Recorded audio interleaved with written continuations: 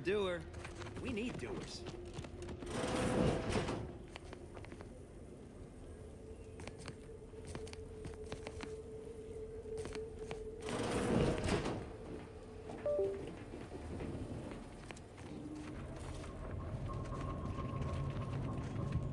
Looks like the second choice has got a new shipment of swill. Gave it a try. It's amazing. All items only. My pa always told me not to do business with off-station folk, especially if they're heavily armed. Well, I was under the impression that Free Market Station was open to all. Why am I being accosted? Free Market Station is open to all, except spies. Greetings. Are you perhaps interested in advancing the knowledge of Arcadia's history through scientific exploration? What am I saying? Of course you are. Please, do tell me anything you might know about the crash of the ACS Free Market.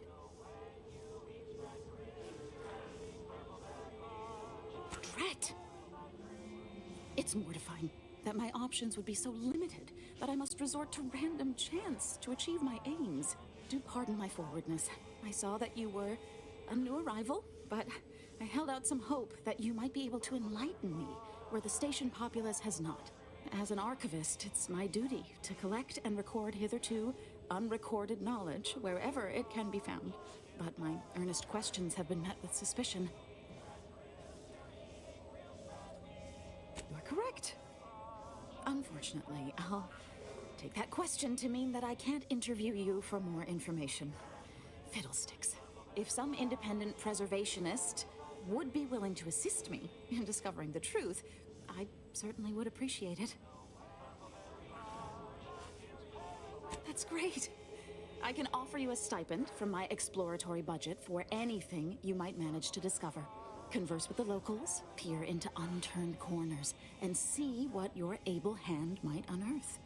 I look forward to furthering the cause of history with you. I'd ask about in the saloon and the bazaar. Both are places where gossip flies about like so many tarot rays. Sub Rosa likely has some information about the crash, but I'm not sure where. You also might be able to find some intact portion of the ship amidst all of the station's wreckage. Take a look around. I'm sure you'll be able to get farther on your own.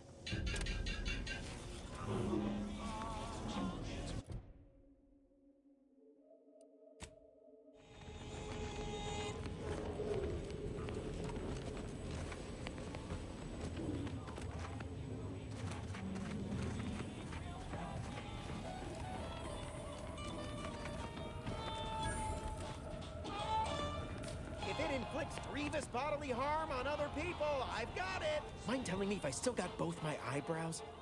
Never mind, they were just slowing me down anyway. Rouse all you like.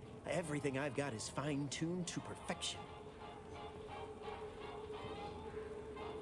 I'm glad you asked. Weapon is an all-encompassing term. A rock can be a weapon, or a stick, or a particularly agitated sprat if you have thick enough gloves. But what I sell here, I wouldn't dare lump them in with mere weapons. These are finely tuned instruments of personnel elimination.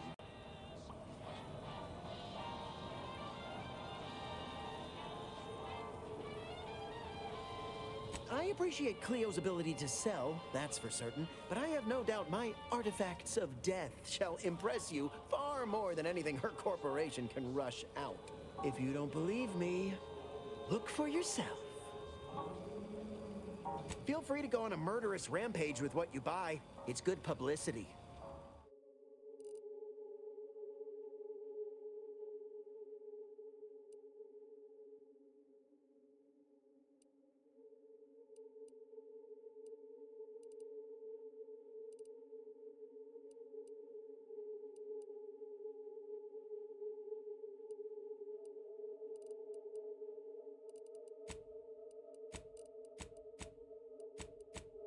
Tired of firearms that explode in your face? Come to not a weapons store.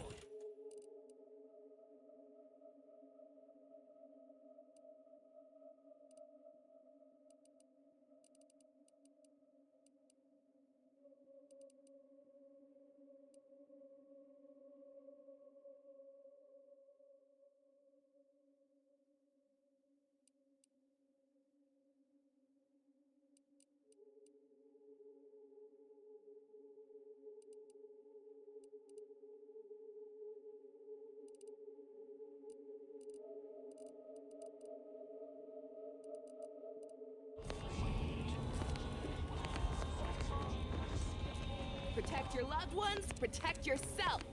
Buy some new armor today.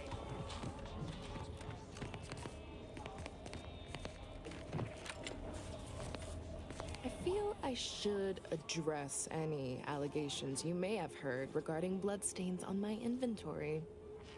Just means it's been well loved. Tell me what you need. Booming now. Used to be a few other armor shops on the station. As it happened, their owners mysteriously vanished. I picked up their inventories real cheap, since they were just taking up station storage. It sure was a convenient windfall for yours truly. Real convenient. Exactly. I wish some other sorts around here who like to cast aspersions were as understanding as you. Can do.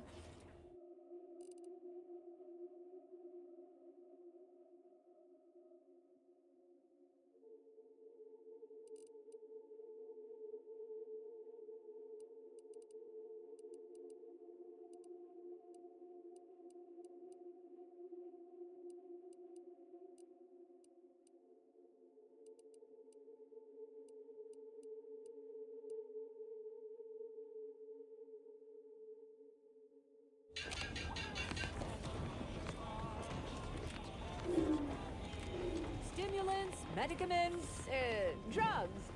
Get your drugs here. You've timed your visit well. I finished sharpening my organ-cutting knife mere minutes ago. If you've wounds that need stitching or teeth that need scrutiny, I'm your doctor. Yes? Is this a problem? I'm the only doctor on Free Market Station. I think that excuses whatever quirks I may or may not have.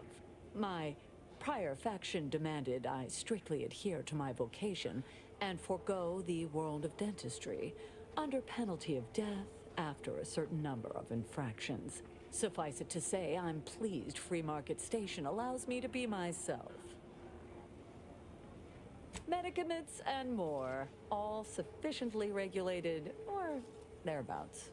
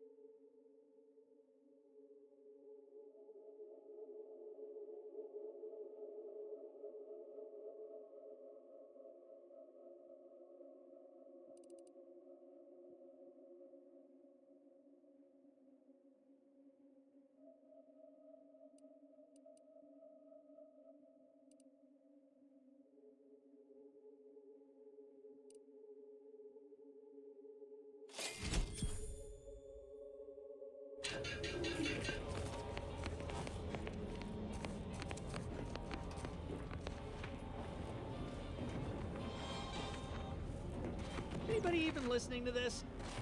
Let me sell you stuff? Yeah, listen, I know I shouldn't warn you about this, but anything I sell you runs the risk of exploding. I trust you'll appreciate my forthrightness and be all the more willing to buy from me. No. Ships decidedly ain't in my purview. You sure I can't interest you in some bric-a-brac instead of this conversation? You'd need to purchase much more from my stock for me to consider such a course of action. I'd be happy to show you.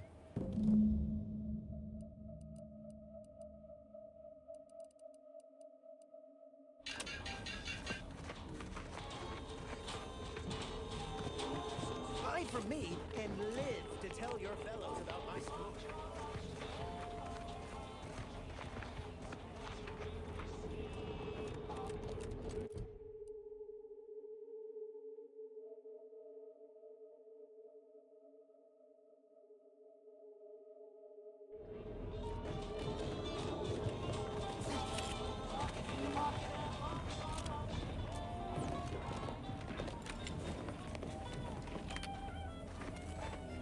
once more. I guarantee you some of my inventions. Oh, I prefer to focus on the present and the future, and not things that may or may not keep me awake in the dark and lonesome hours of the night. I don't think that'd be smart. I need to keep my mind free of trauma if I want to improve my workflow. Well, none taken. I never intended to be. But when life breaks your jaw and shoots out your knees, may as well learn to get good at crawling, right?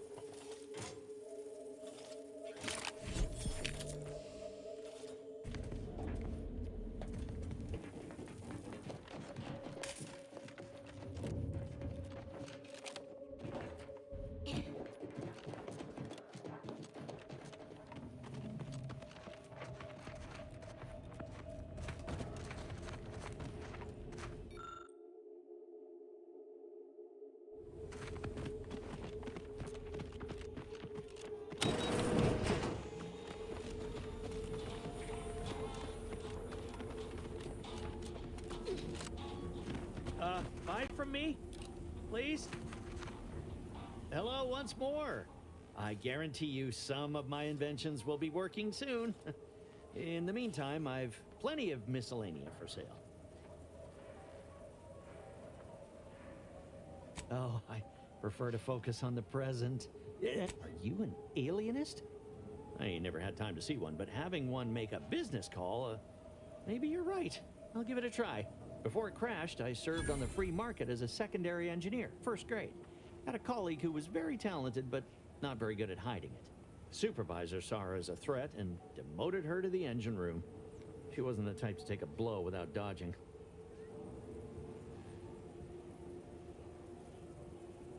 My colleague sabotaged the engines when her partner was on his mandated 2-minute break. When the free market attempted to breach orbit, well, just about everyone died. I made it to an escape pod on the port side. The ship landed on its starboard. I got lucky. Yeah, me too. Anyway, can we get back to subjects that aren't this? I got goods to sell.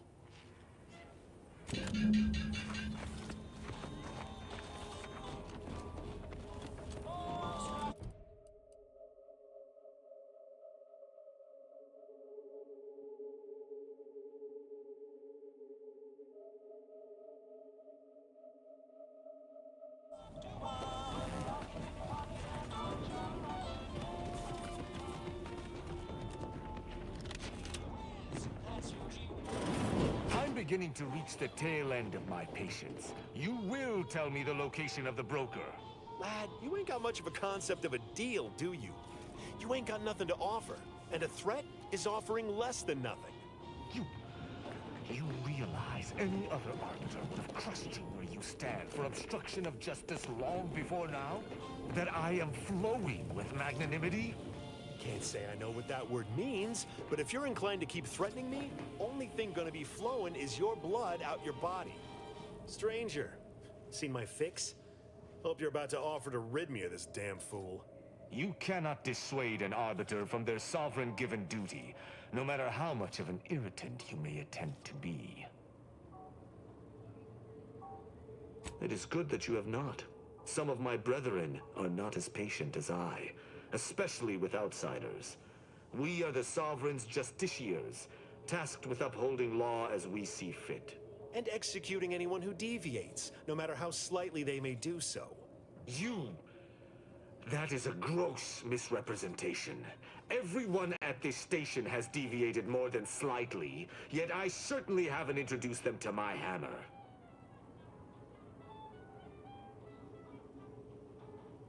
Of course not. Some would go to mental refreshment. Most deviant thought can be corrected with the gentle reinforcement of Protectorate laws and a few select chemicals. I came to meet with the information broker for, Protectorate business, Protectorate reasons. However, I find myself foiled at near every turn. None within the Protectorate would defy an arbiter and expect to live. Regrettably, I cannot make the locals see reason without rendering myself unable to learn what I seek. Even polite entreaties don't see most getting an invite to the broker. And you've been anything but.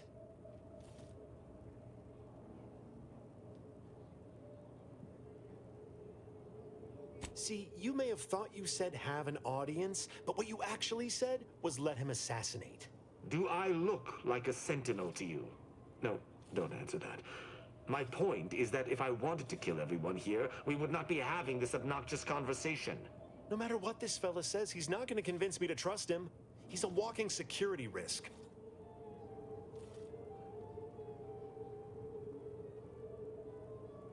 You suggest a partnership? An arbiter working closely with a third party is unheard of. But I suppose if I've no choice... Interesting thought. Occurs to me there might just be something that needs looking into. Within the Golden Ridge locale on Dorado, there's a refugee camp. It's unassuming, quiet-like.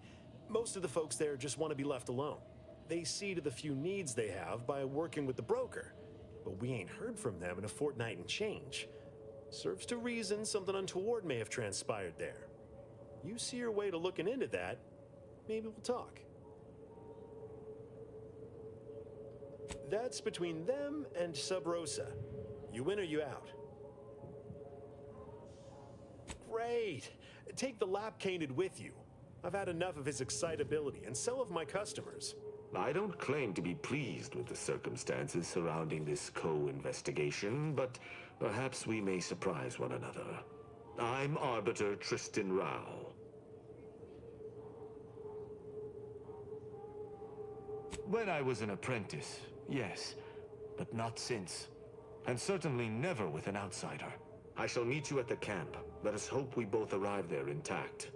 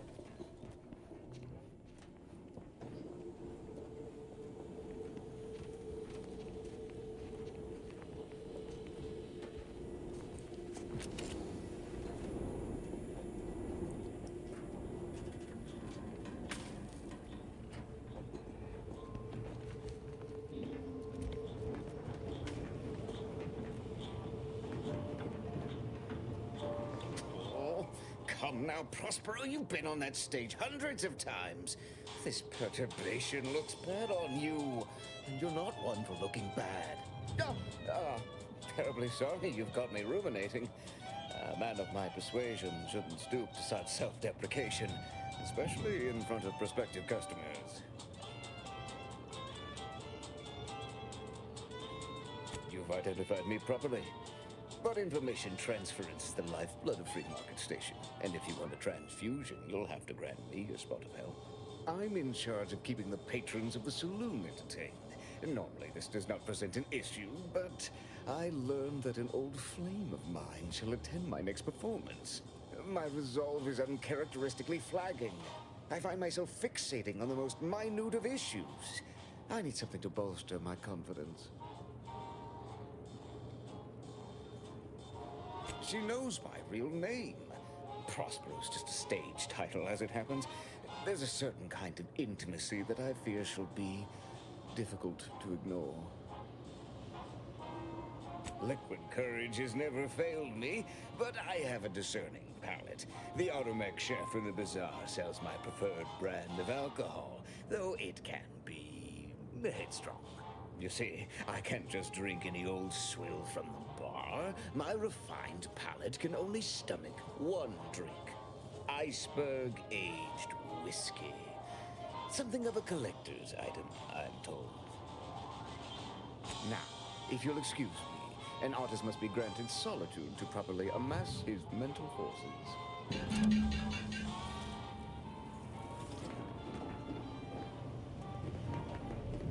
Greetings again. Libations or information? What's your poison? Oh, sure. Got it right behind the bottled gold and spiced silver. No, I ain't got any fancy booze for our in-house drunkard. And if he wants to know if I do, he should come and ask me himself. Or better yet, focus on his upcoming set. Always.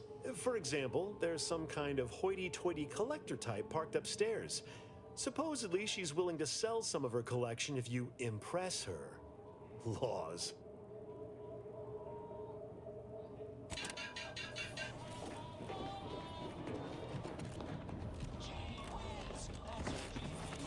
Get caught unaware, all you like. My armor. My folks didn't raise no fashion monk. If you're in need of sprucing up the old wardrobe, I can provide. I got rat.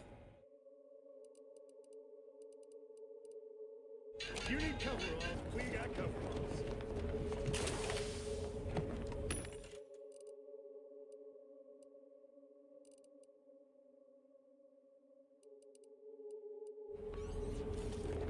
Meals currently sold with both salt and pepper.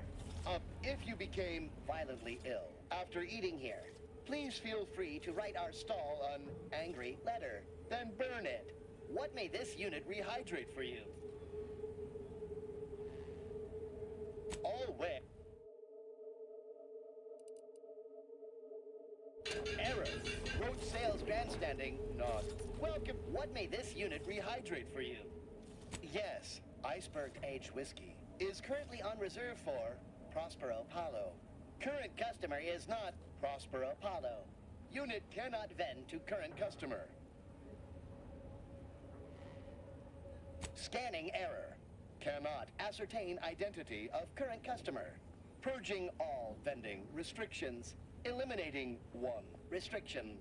Vending iceberg aged whiskey complete. Thank you for your patronage. Shop here to acquire fine food for cheap. Stimulants, medicaments, stop!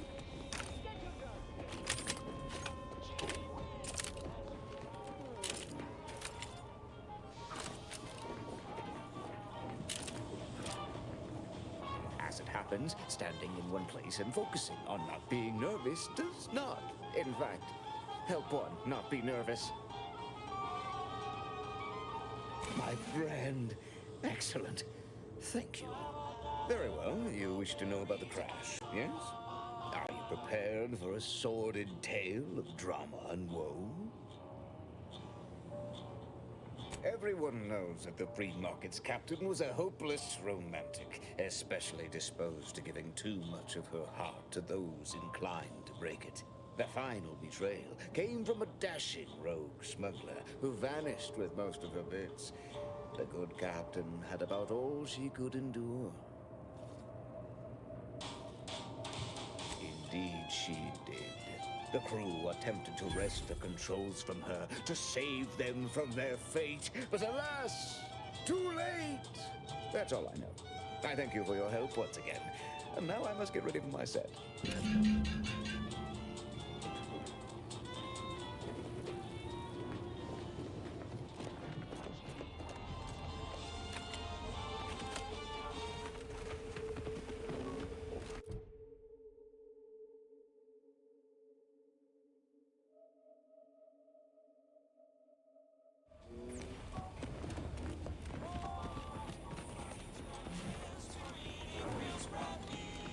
You just bought a shooter from not a weapons store, right? How's it treating? Greetings. How has the data collection fared?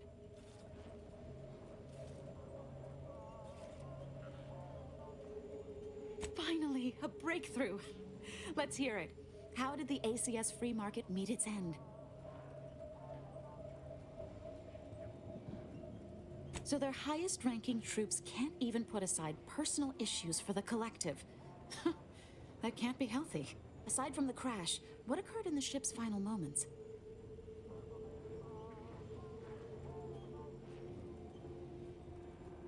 An incompetent captain and an incompetent crew. Tisk tisk. Last question. Were there any contributing factors to the crash? Anything that might recontextualize what actually happened?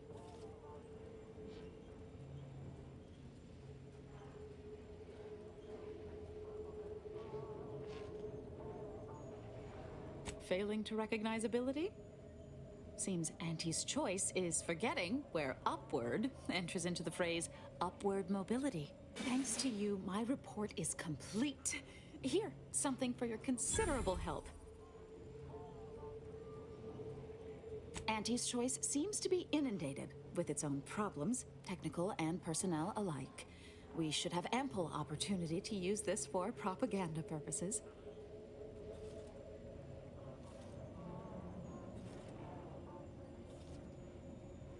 I am. If Free Market Station survives the war, this will be a very important historical account. But if the Order fails in Arcadia, none of that will matter. I'm just making the most of what you gave me.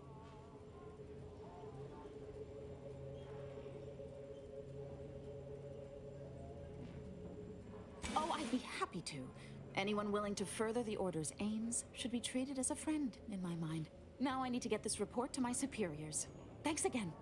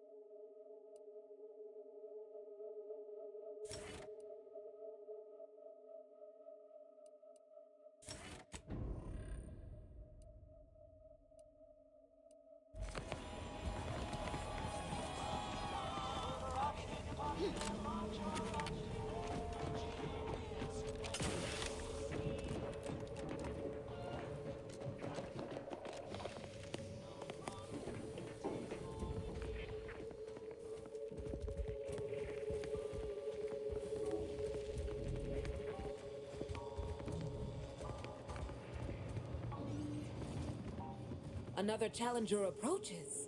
Prepare to be sent weeping from my curio collection. None have defeated my collections, and none shall. But I do so delight in a competition. Are you prepared to do battle?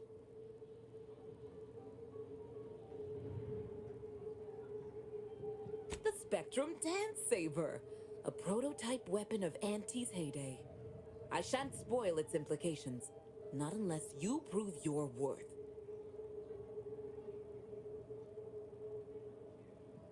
Cards, my dear, of the tossball and pitchball variety. I must see if your collection bests my own. Sporting! Let us do battle! This is a fine collection of cards. For an amateur, you'll need a sight more to compete with me. I cannot open my wares to any unless their collections rival my own.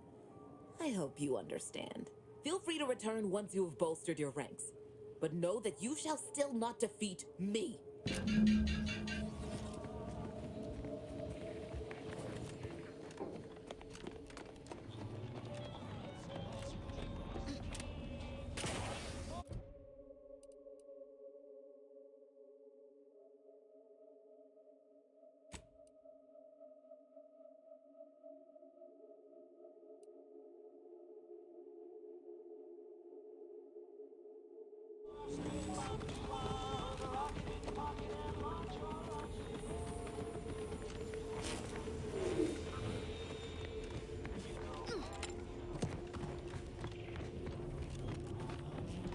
Latest contraband came in. Looks like the hall.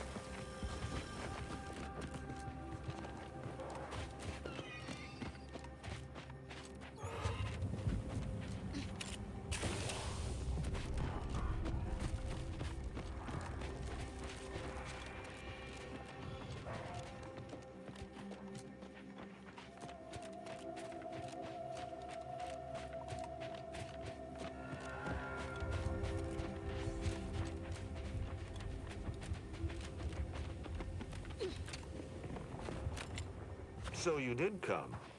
Good. I'm not partial to working with those given to second thoughts. It seems we arrive on a desolate scene. I don't know what transpired, but whatever it was killed the refugees to a person. As an arbiter, I bear a strong stomach. But if you've any reservations about witnessing destruction visited upon the innocent, you'd best steel yourself.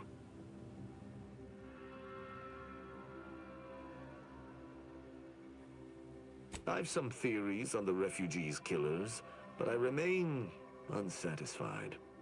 Although I am not required to do so as an arbiter, I would care to acquire proof.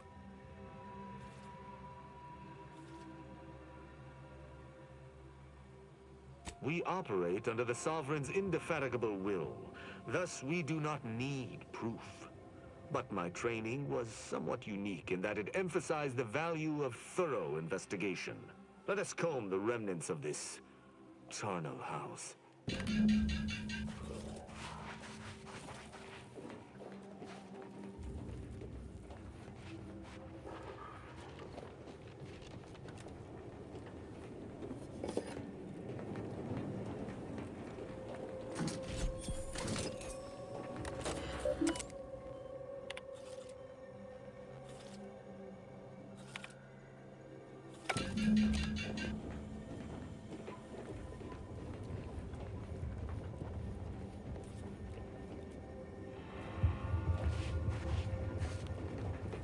I cannot help but feel a pang for these people, cut down without a hope of defense. We must uncover what transpired here. Inform me. I doubt it factored in their inadequacy in the face of a superior force, assuming there was a superior force.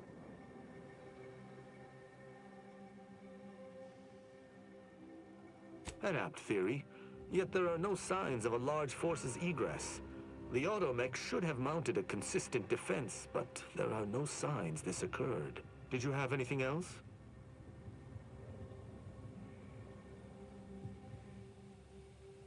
Very well. I shall continue to search on my own.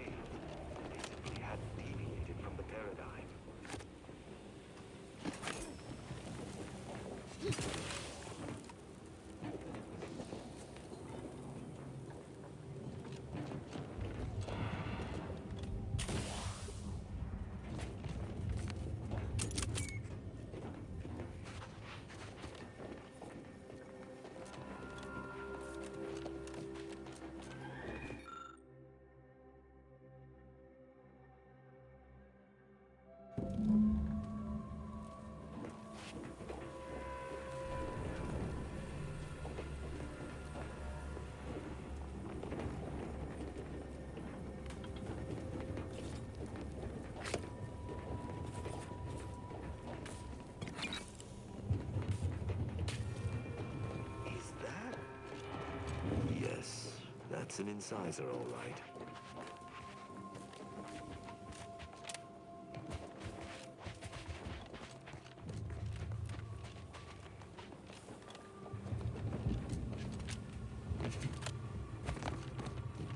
Salutations.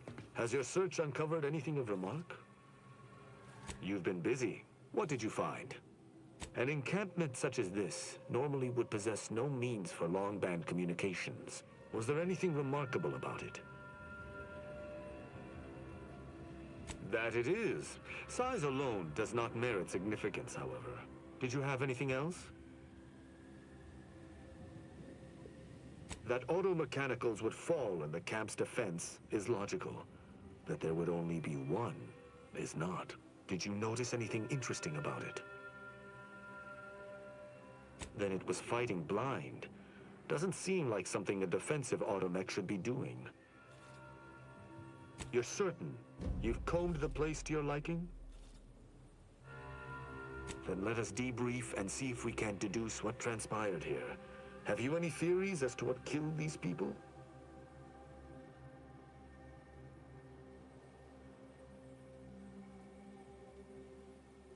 Although I'm no ballistics expert, the death wounds on the corpses appear to match those inflicted by an automech.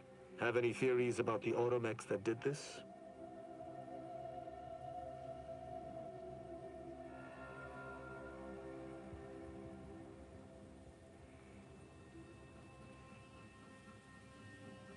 My thoughts exactly.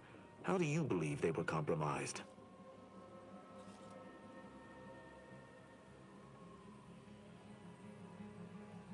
I may have a strong theory, but I do not have a definitive answer. Indulge me. How do you think the mechanicals were corrupted?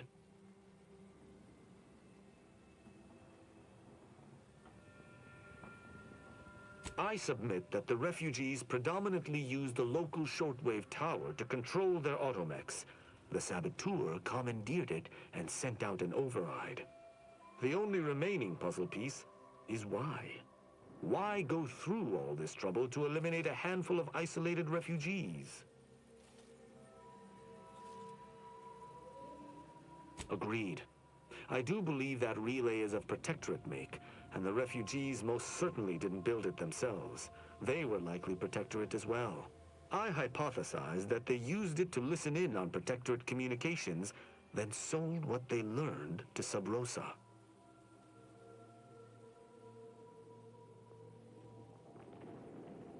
After the Vox relay's recent destruction, High Command would have ordered a security sweep of all communication systems. This outpost's relay would have returned a signal. Upon learning of this camp's existence, they'd have dispatched a sentinel to cross off any would-be traitors. Hence the destruction we bear witness to.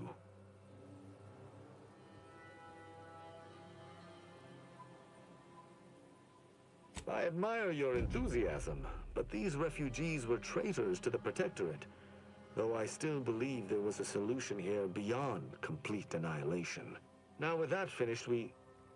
Hold. Some things approach. Be ready. I suspect someone has disapproved of our inquiry. Investigating hostile intention. Bent on eliminating any stragglers. To arms!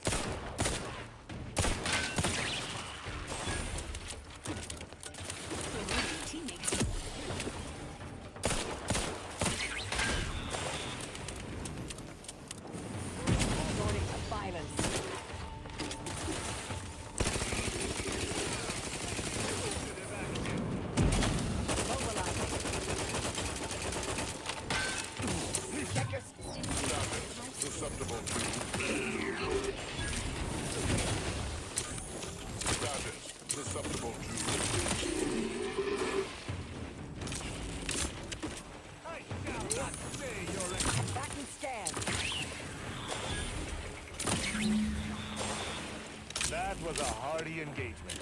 You held your own admirably. These automechs will never be used to perpetrate such heinous acts again.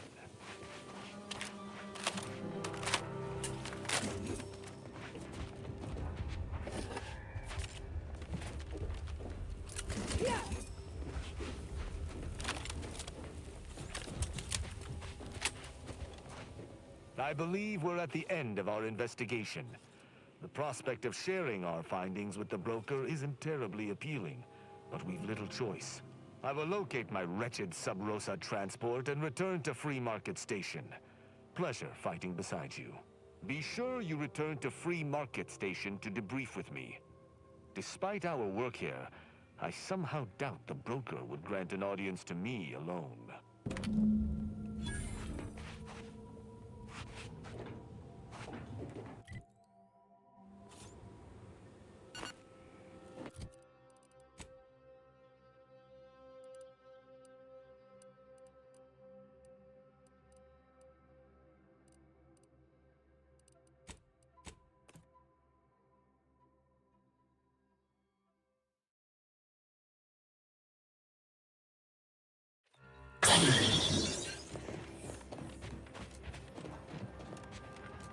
Do you believe Arcadia shall ever return to how it was? War, disease, explosions. Now falling rocks.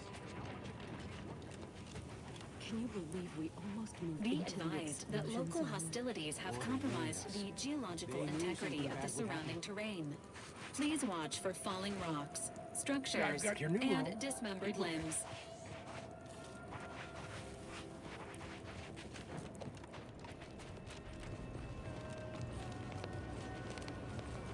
I am so very glad the seer warned us in time. If we failed to heed his prediction, well, I don't even like to think about it.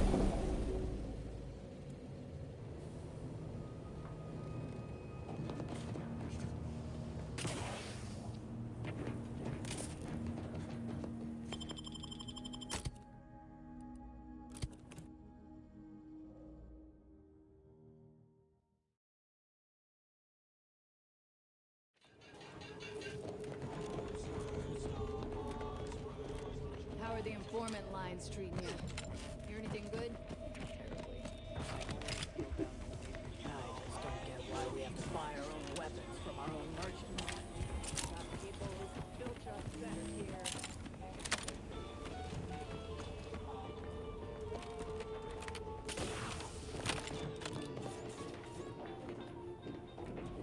Greetings again. Hope that little day excursion you and I jawed about is going well. Libations or information? What's your poison? The encampment had been razed. I'm sorry to say there were no survivors, but I believe we were able to uncover what transpired.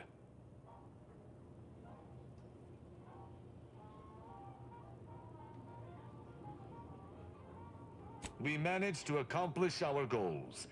This counts for more than a little, I'd say. I'm surprised. Didn't know if you had it in you, especially with an Arbiter in tow. But you got what was needed. Not bad at all. I'd be happy to direct you to the broker. First, though, we've got a small issue. There's a malfunctioning lamp in the basement I need someone to take a look at. Here's a keycard to get you down there. You mind?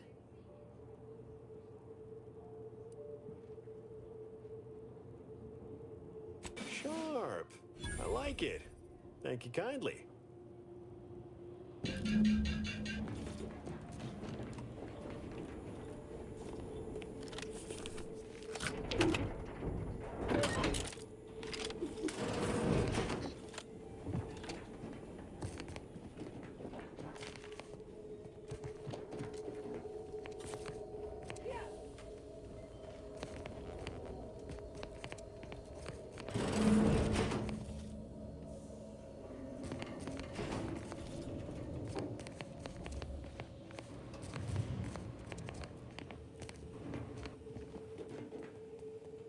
anyone had asked me, I'd have put the odds of a live arbiter finding his way into my chambers at 1 in a few trillion.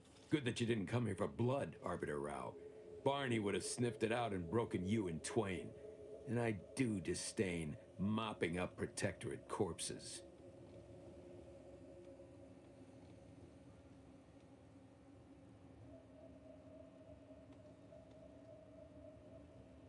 My apologies. Barney is sometimes overzealous in the guarding of my body, though when it comes to Protectorate arbiters, it is perhaps warranted. If you know who I am, you must know why I'm here. My mentor died under vague circumstances, and I desire any information pertaining to the specifics of her death. Interesting. That question appears to be at odds with High Command's public statement on the matter. Losing faith in your masters? No.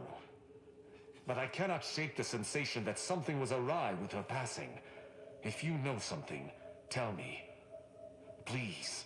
I could get used to this kind of groveling. Your instincts are right, Arbiter. Though we don't know the specifics, I received information that your mentor's body bore signs of a fight, and a nasty one. Someone killed her.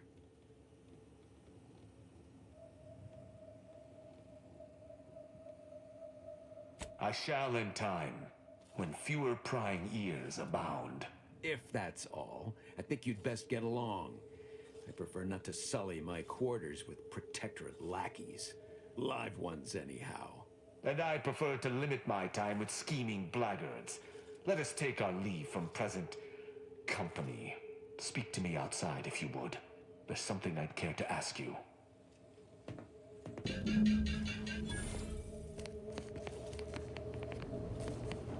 Yeah, how about this? I recruited a Protectorate subject direct light from Bastion, middle of a Protectorate hold.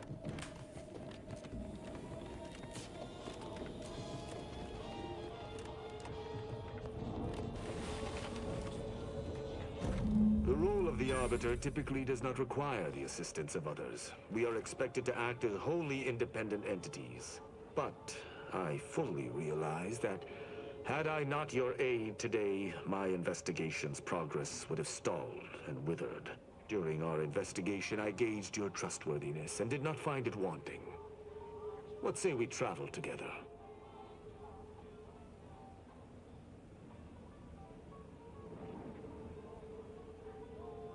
I think you have earned forthrightness. I came to Free Market Station to seek the true killer of my mentor, the Supreme Arbiter. Sub Rosa deals in information, and were thusly my best lead on her killer. They gave me less than I'd hoped, but it was at least a start. Unfortunately, I cannot act truly alone. I have no ship, and no support. My colleagues have accepted that her death was a natural one. Questioning an explanation of that nature is foolish, dangerous even. Nonetheless, the circumstances of her death trouble me. I cannot allow myself to accept the explanation that's been put forth without investigating to the fullest of my abilities. I do not know your allegiance, and accordingly shall not speculate. Suffice it to say, for now, that I fear the true killer is within the Protectorate.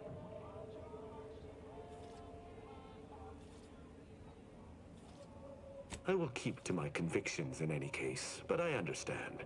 What instructions would you have me follow?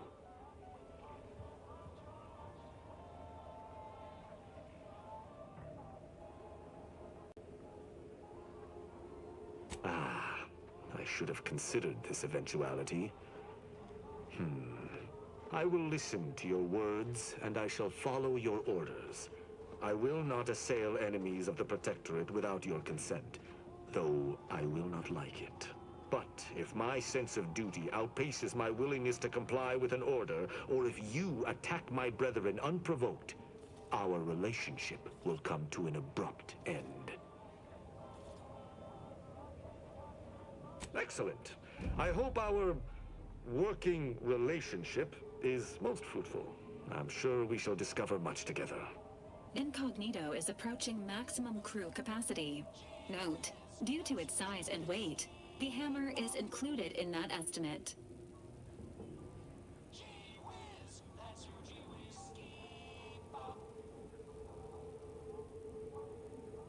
Miss all this stimulating conversation? Fine. I shall go scrapbook my memorable intercessions, or otherwise reinforce your notion of activities enjoyed by people of my vintage. Let us be off, Commander. Ah.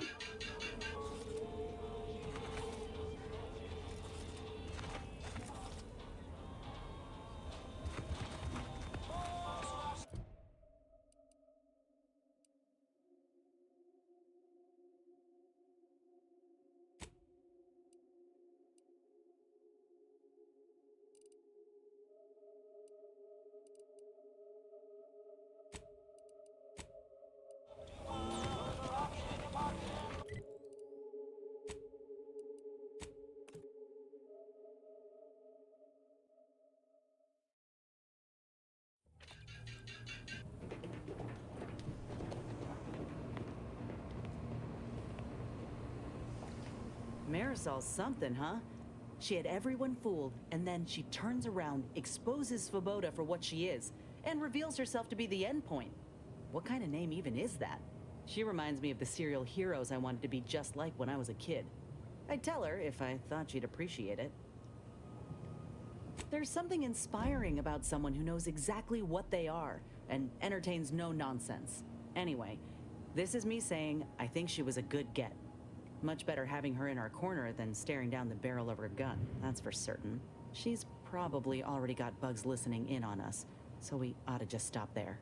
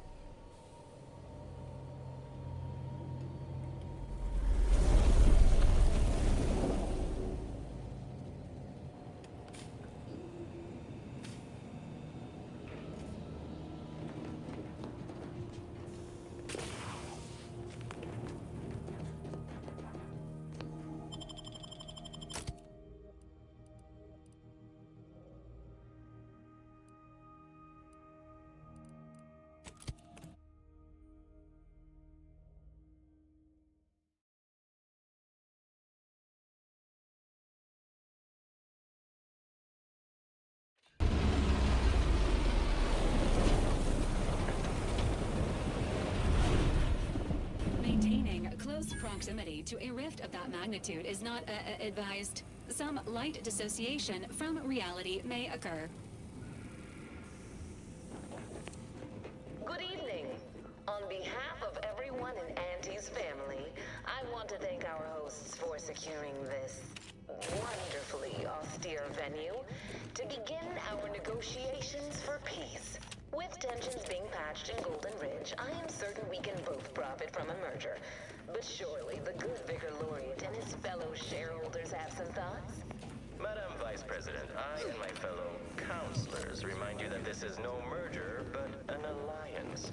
By ending the war, we may focus on the true threat to our society, the rifts. Unable to identify ship affiliation. Further investigation is advised.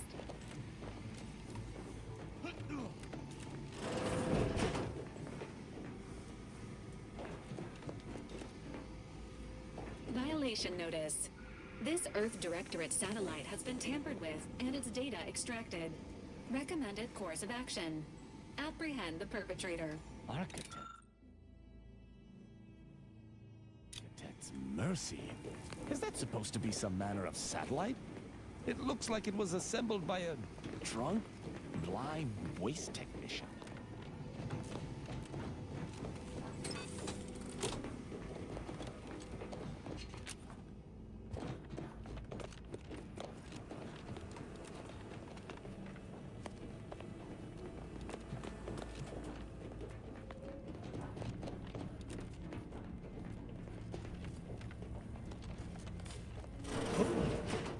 Be still, Cadre. But don't let this interloper out of your sight.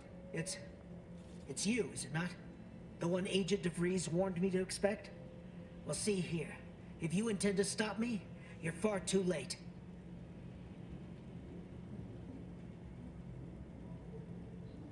I certainly don't wish it.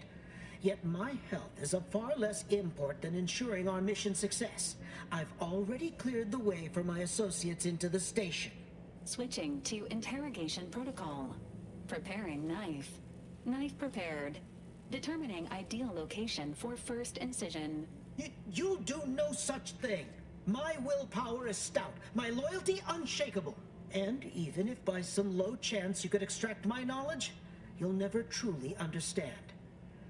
If our deaths by Agent DeVries and our comrades the time they need, so be it.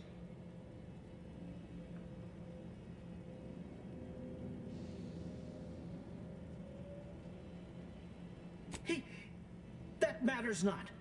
He lost his grit and turned traitor. But I am steadfast in my resolve. You hear me? Steadfast.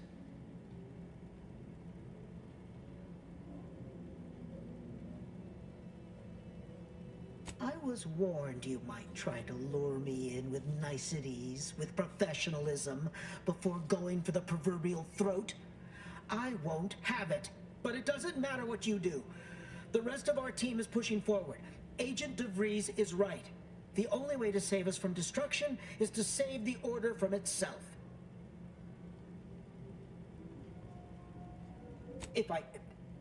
But why would you leave me be? This situation is markedly different. Those at the monastery were not standing in your path.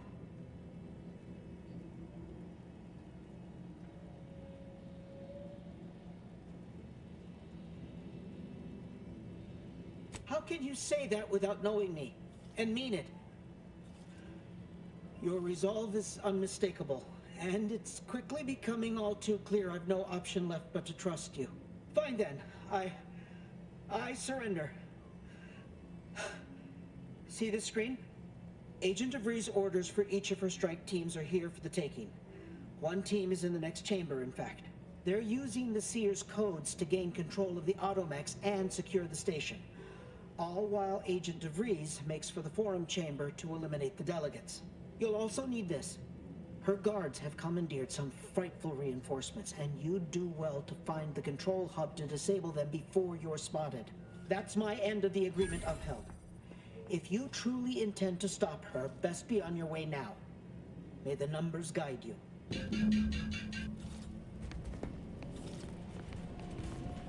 You may now review the data that DeVries agents defended to their unnecessary combat-related deaths.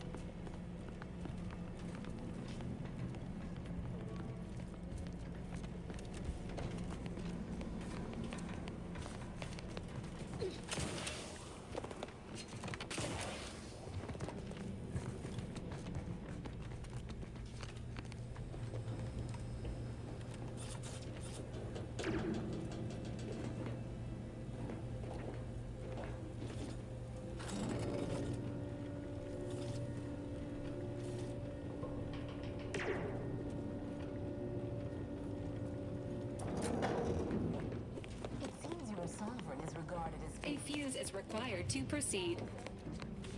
This is good. If the Protectorate's own leader is beyond his depth, he and his ilk won't anticipate an alliance. He's not my sovereign. Yes, right. Well, landing a strike against the Protectorate in this state will be something like wrangling a galloping breadworm. I am unfamiliar, but I presume that to mean it will be without exertion?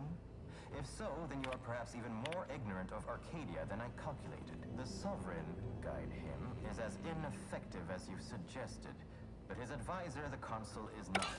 These executions, these impulsive attacks are solely his influence. Your previous sovereign was rather draconian himself, if your own histories are to be believed. Do not act like the current rot emerged from nowhere. I could perhaps say the same for you and your reputation for putting profits over people. But instead, I suggest we pivot our discussion back to the real matter at hand.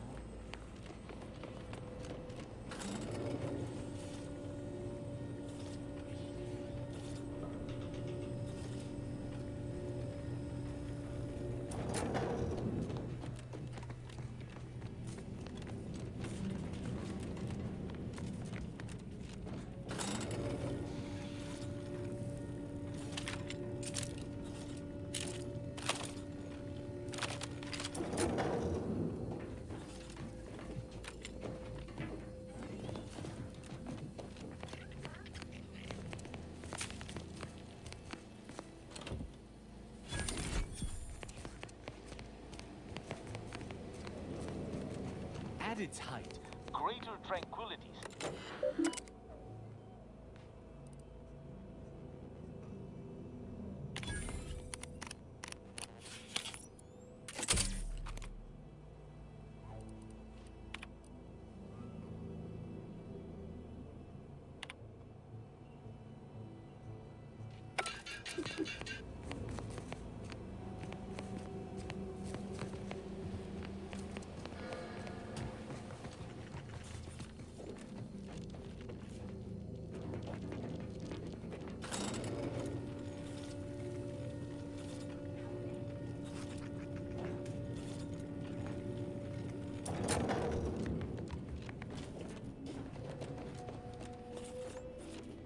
Ah, despite this facility's age, these deterrents still function.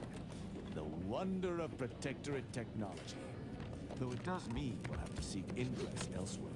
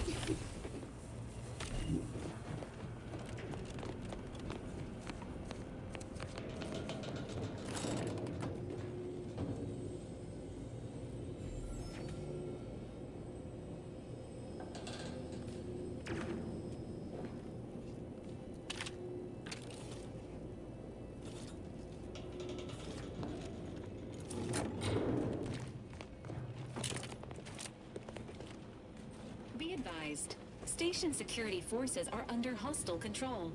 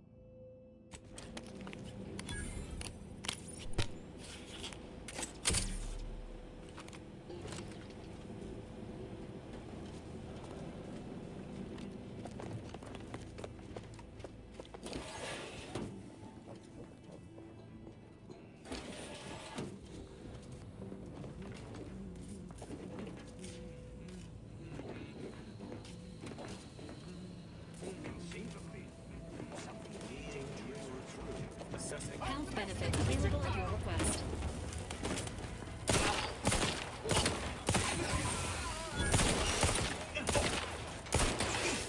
Fortifying.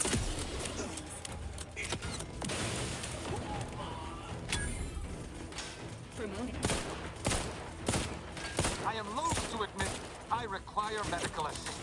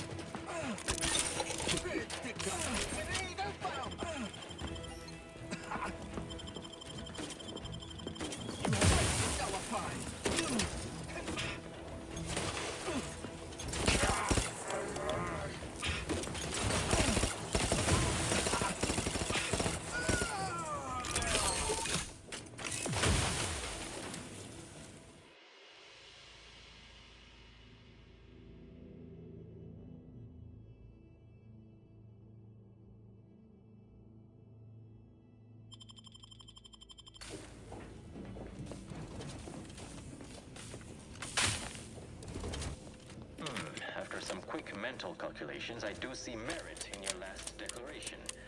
It was astonishingly logical, in fact. How charming that I've surprised an esteemed man such as yourself. In turn, I wish to thank you for toning down your bloviating. I feared we'd still be here next fiscal quarter. Yes, you must be quite busy between product launches and counting bits. But I will be here as long as it takes to ensure the order isn't taken advantage of by duplicitous actors.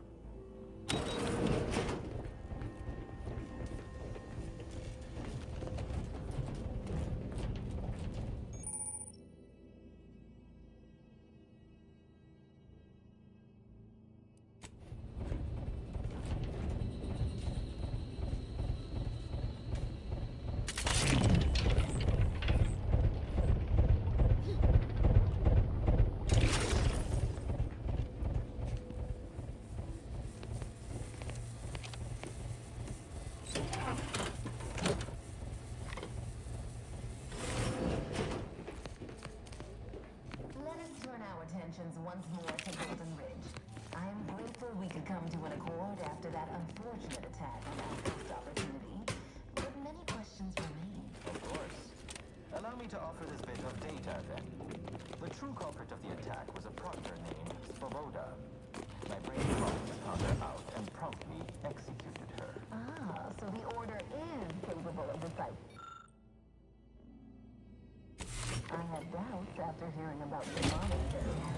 Even though the hostages yet live, this crime happened under your purview. I would remind you that these innocents survived because of our quick and accurate analysis of the situation. I do not appreciate insinuations that we allow chaos to run rampant on our watch. Chances are high that any erratic variable is a result of your people's meddling in our affairs. Ridiculous. Next you'll be claiming we're to blame for all of your past failures. Why, the mere prediction of our arrival years ago sent you into a tizzy. Isn't that right? I'd like to discuss your efforts on Paradise Island. We may have no physical presence there, but we are ever watchful. Our observations suggest that matters have been delicate, but I was heartened to hear that your leaders convinced Westport residents to seek shelter in Fairfield. Things rarely end this way for the Protectorate's abandoned subjects. Ah, yes. The Protectorate had their folk living in fear between all those hangings and maniacal proclamations. That was all the opening we needed to acquire some hearts and minds. Well, we welcome the news of your advances. However, it is worrisome that it took the assistance of a freelancer for you to finally secure your hold. Worrisome indeed. According to my analysis prior to this meeting, enough goodwill exists between our parties to suggest a high chance of success should a treaty or alliance be agreed upon. Treaty? As in a contract? Goodness, there's no need to rush into such format.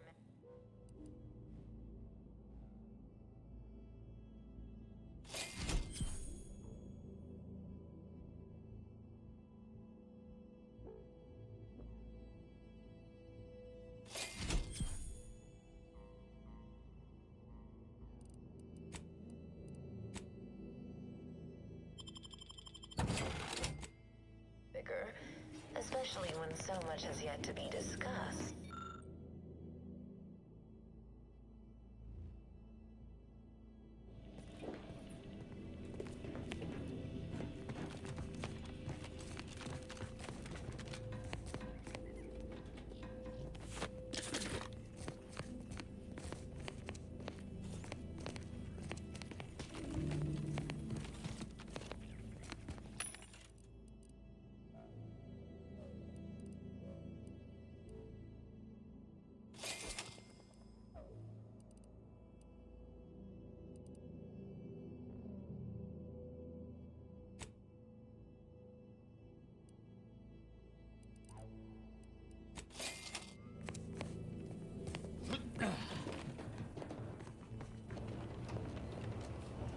Intelligence and resources may be present in this area, but extensive exploration is not advised while delegates remain under threat.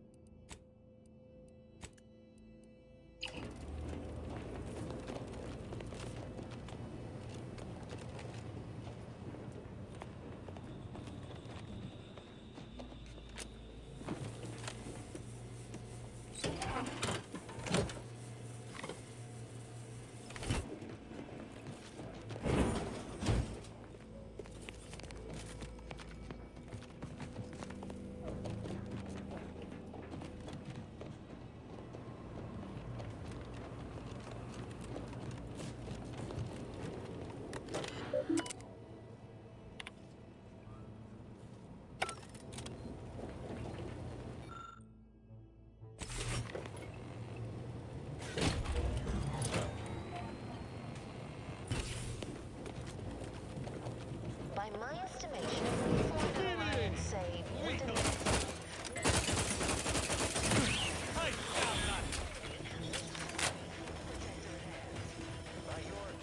Emergency part. Do explain, how did you arrive at this? Well-being. I'm renowned for my ability to read a room, as we call it in my business, where common sense meets observational data, you might say.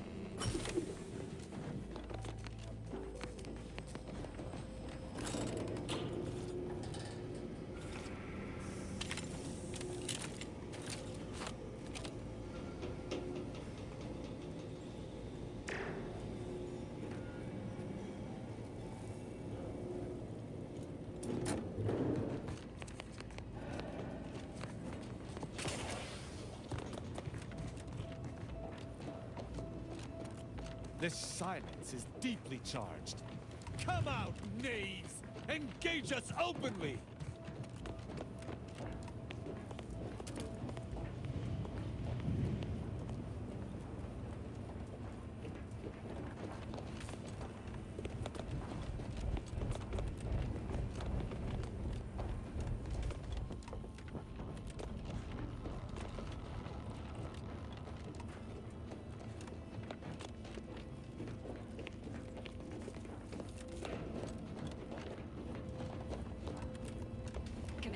You currently possess the codes to override these automechanicals.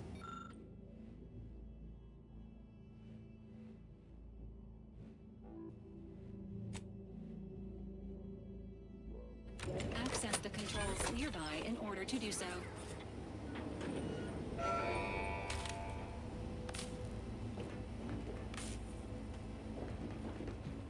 None shall stand against us!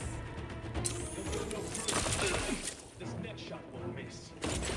Our commander Scampering around like a little sprat. What are you doing there? Assist me, will you?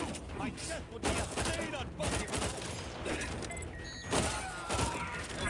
Scampering like a little sprat.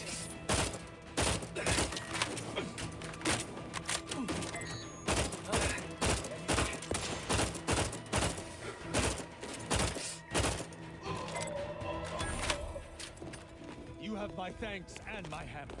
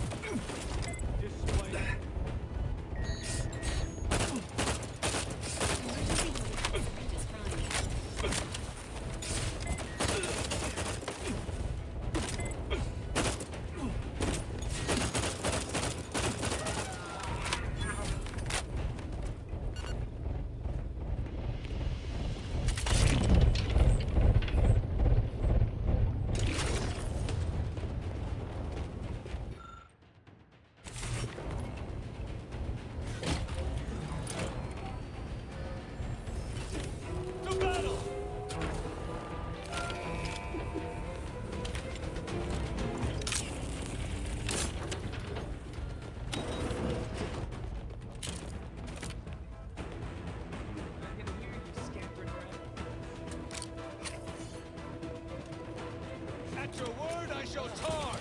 Giving up? Fine then. Cross that bridge and see how long you fare. Potential combatant in the vicinity.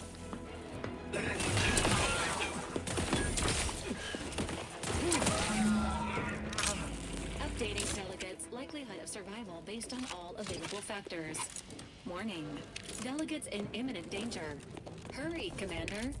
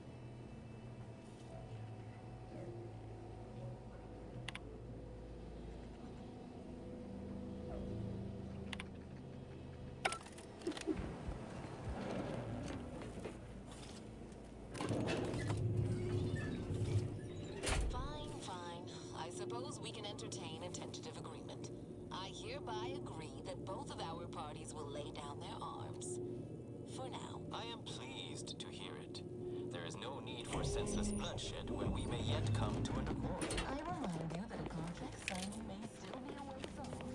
But we might consider the hierarchy between our parties should we wish to proceed with a merger and alliance. No, we wouldn't want any unseemly quabbles over power. Especially when presiding bishop Ruth Bassar already possesses the foresight necessary to lead a colony and better its people. Those two are such easy targets, I almost wish to shoot them. Double time it.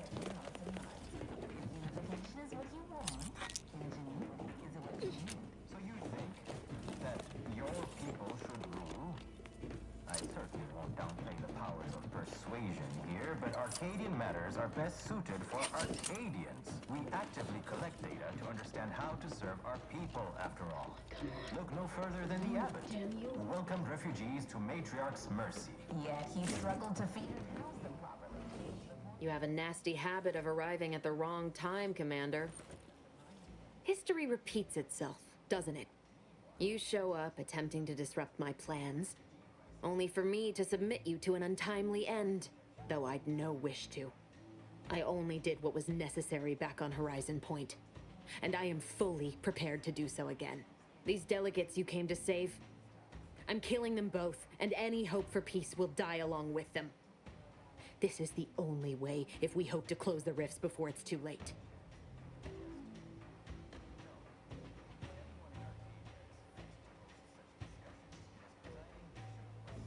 Everything.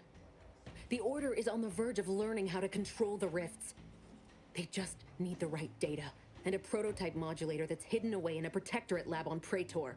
But like the Protectorate before them, Auntie's Choice must never have access to that technology.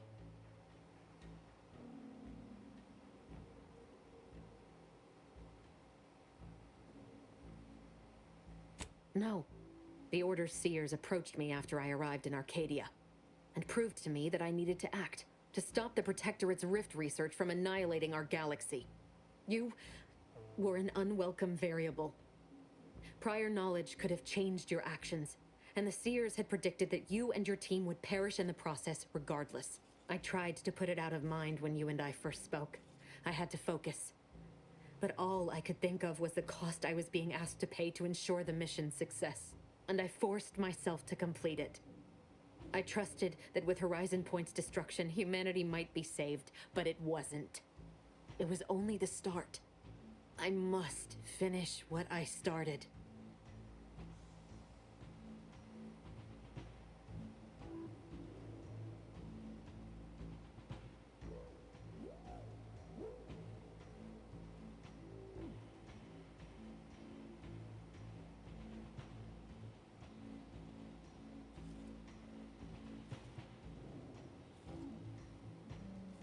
That's not what happened.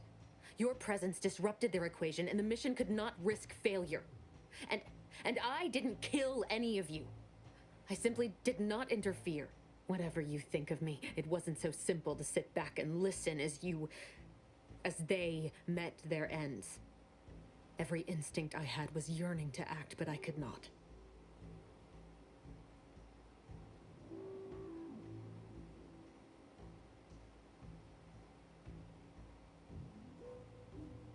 And I'm not seeking absolution. From you, anyhow. I know the distinction matters not to you, but it does to me. And what happened there forced me to search for a way to stop the rifts. To stop the thoughts that plagued me. You recall what I said of the rift modulator? Of the data? It's the only way to control the rifts. And only the Order can be trusted with this power. You know who these corporatists are. How they deal with their competitors. Imagine now how a war spurred by greed might be won, when fought with rifts instead of guns. You see? The Order must not sacrifice their principles for a childish attempt at peace. If they don't complete the mission they started, everything I have done will have counted for nothing.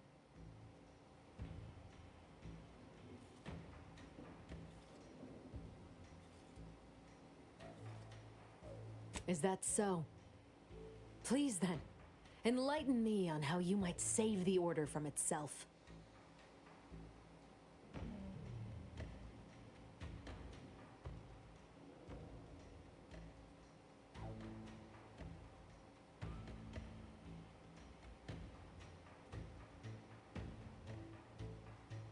Even if the circumstances for peace are right, surely their envoys' untimely deaths will put fear into them. If I can do anything to put doubt in either faction's mind, I'll do it. You were an Earth Directorate agent once. You understand the need to be thorough. But even if what you say is true, there's no undoing the past. Not for me. I don't belong here. And the Earth Directorate's nothing more than a memory. This mission is all I have. So if you won't leave me to carry out my plans, Commander, then all that's left is your bullet.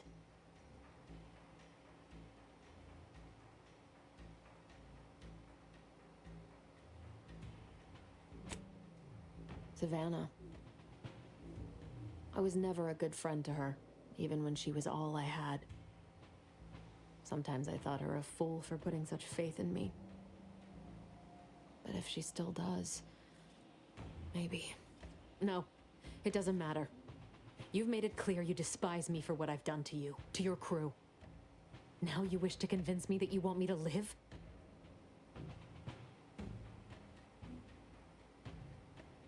Do you actually? I want nothing more than that, but I just didn't understand there was another path I could take. Not until this moment. I see now that my judgment has been compromised. So we will do this your way. No harm will come to the delegates, and I will stand down. But there's more you should know. I've recovered a cartridge from the Earth Directorate satellite I brought down. It's here, with me, and it contains the rift data gathered from every system they monitor. If you process this data, you can use it to improve the prototype rift modulator on Praetor. Once that's finished, the rifts can finally be closed. Everyone will be saved.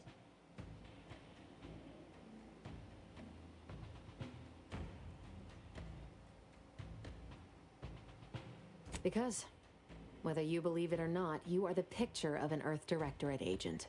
Competent, resourceful, tenacious.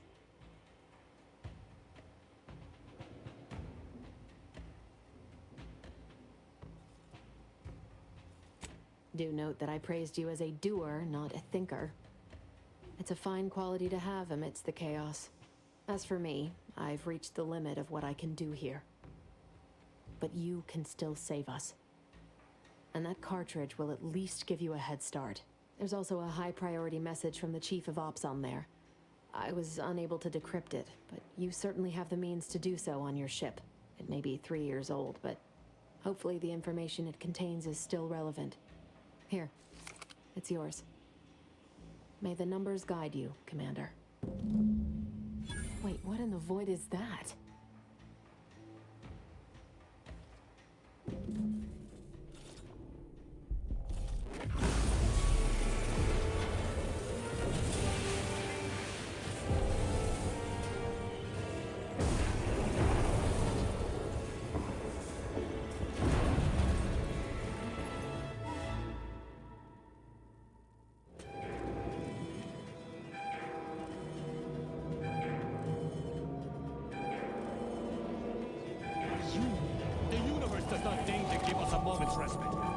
Tactical retreat, I say.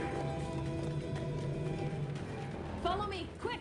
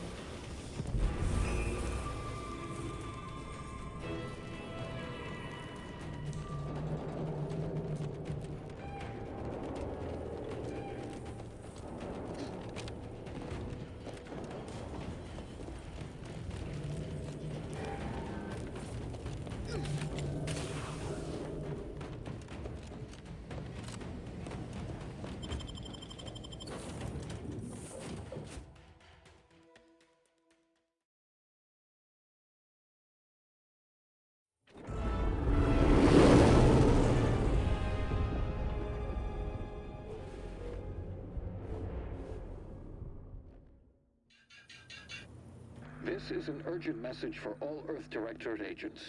The spatial rift situation has deteriorated significantly. The rifts threatening a majority of our colonies and our Earth Directorate bases, including this one, have entered their final stages. If you see a rift that looks like this, you are in grave danger. You have at most a matter of months before everything in your local system is destroyed.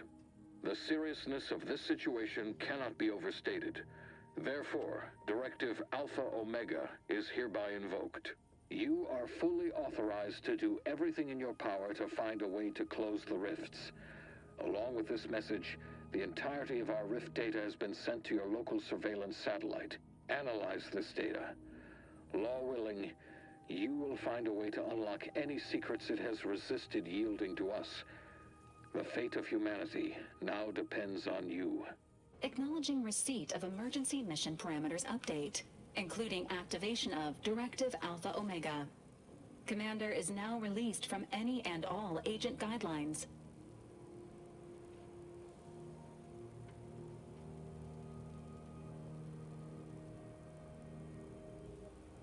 The full parameters are as follows. The agent has full authority to handle the mission in any manner they see fit. No exceptions. The extreme nature of stated emergency supersedes any other considerations. I have also detected competing priorities in the new mission objectives. The surveillance data from the satellite confirms DeVries's assertion of a prototype modulator on Praetor that may be used to manipulate rifts. Acquisition is required to be able to bypass any new or existing miniature ground-level rift anomalies you may encounter. You are also tasked with finding a way to process the Earth Directorate rift data. The archive computer on Cloister would be best suited to this purpose.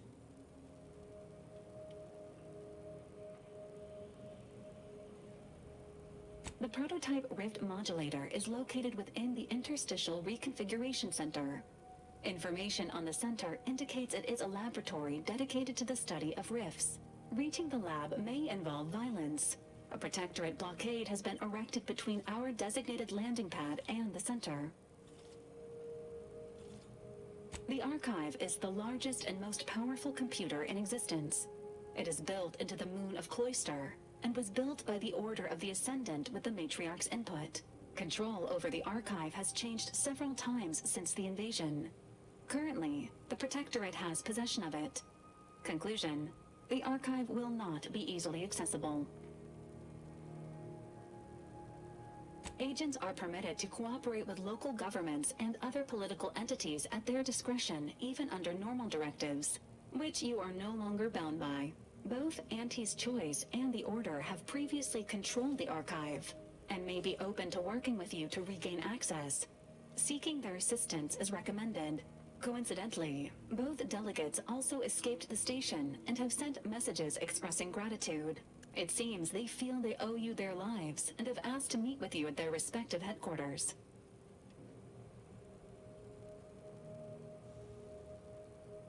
The Order of the Ascendant are concerned with the elevation of humanity. While lacking experience in governance, they would be fair partners and open to reasonable solutions. Auntie's Choice has the firepower to more easily succeed in battle and greater experience in management. They would likely be receptive to a free agent such as yourself. Whoever you assist will be better positioned to take control of the Archive, and by extension, the entire colony. Careful consideration is warranted. There is also one other, less likely option: persuading the two factions to work together. The delegates you helped save may be able to help facilitate this. Returning to mission objectives. Do you have a preference for which to pursue first, Commander?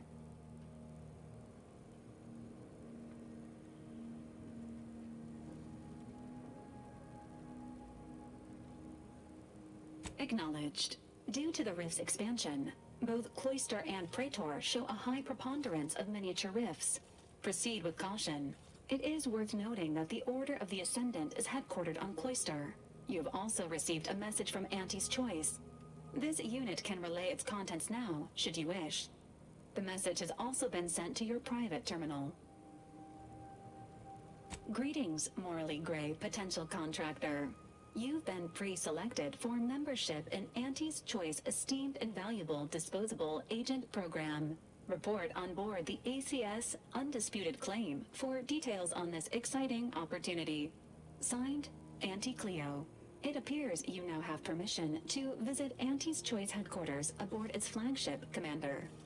You may use the astrogator to navigate there at any time.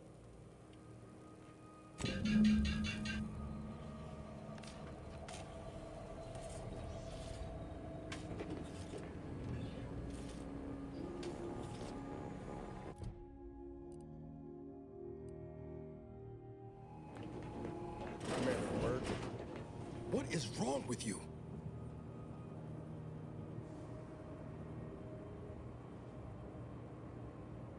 You benched me, even when you knew how important this mission was to me. And you let her live. How could you? After all the damage she's caused, after what she did to us at Horizon Point.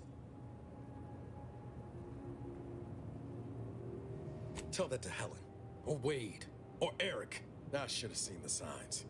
I knew you weren't fit to lead. And yet I fooled myself into believing in the promise of you.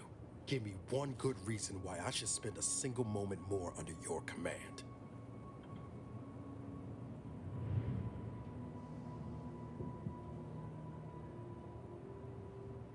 Do I? I need some space for now. But I'll be ready for whatever comes next. Once I stop seeing red.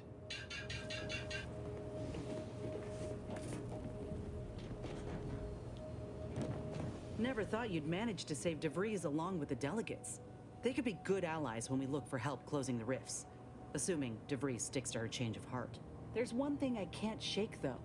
That rift exploded at just the right time, right in the middle of the peace talks. Wouldn't happen to be the universe trying to tell us something, would it?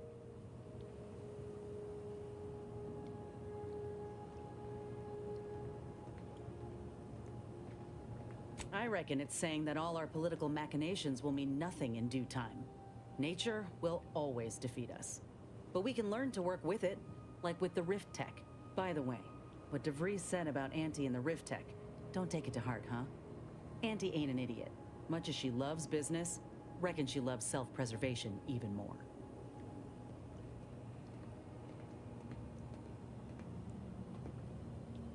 I'd agree with you, but I reckon we don't have the time to seek out certainty. Still, think we ought to pay the Undisputed Claim a visit, see if we can court Auntie's aid. Your boss was clear. We'll need all the help we can get to close these rifts. Whether we gain that help from Auntie or not, I won't lose sight of that. Our galaxy's survival is of far more consequence than our loyalties. Anyway, appreciate you hearing me out.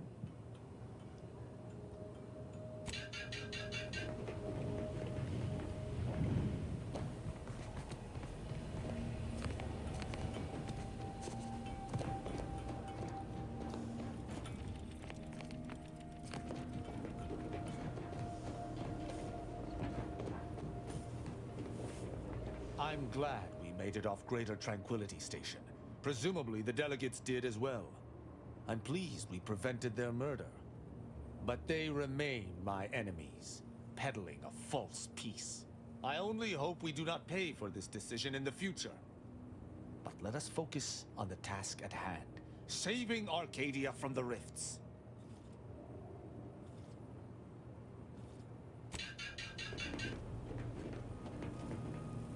Arbiter Rao has been admitted to the ship. This unit will proceed with a Protectorate Welcome Protocol, which may include burning, prodding, and/or light electrical shocks. Agent Ibarra refers to this as somatic tolerance testing, and really funny.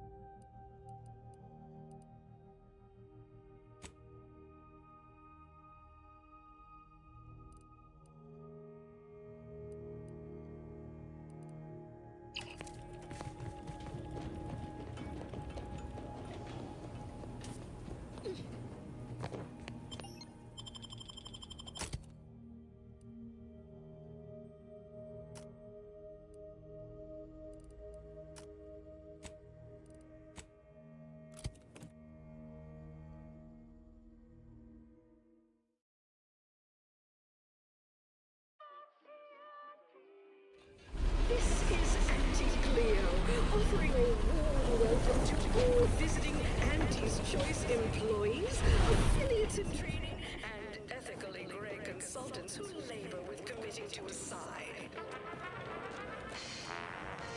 Where'd you learn how to weld, anyway? Purchase and consume with Auntie's Choice.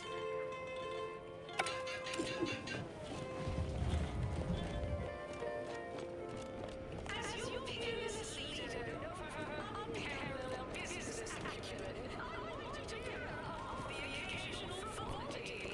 No, I do enjoy spectating a rousing sporting match as much as all of you base rank and file. The big riff cut off toss from home, but Arcadia Grow League is a worthy substitute. Certainly a more profitable program than the Protectorate's watered-down rip-off. Pitchfall, they call it. My, how imaginative.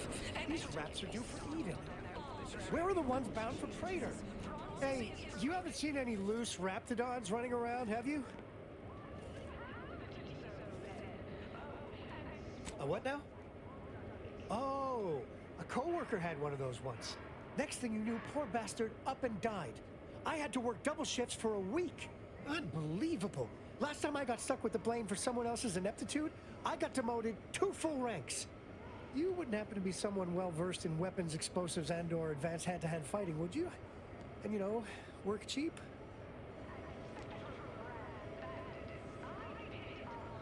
Uh-huh, exactly. You in?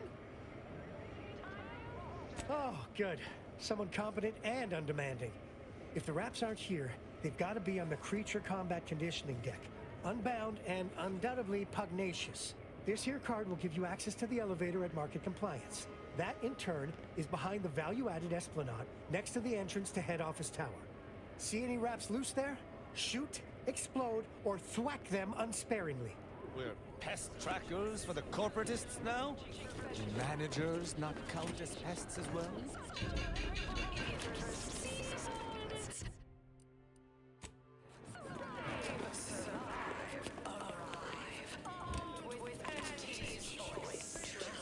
You go on ahead.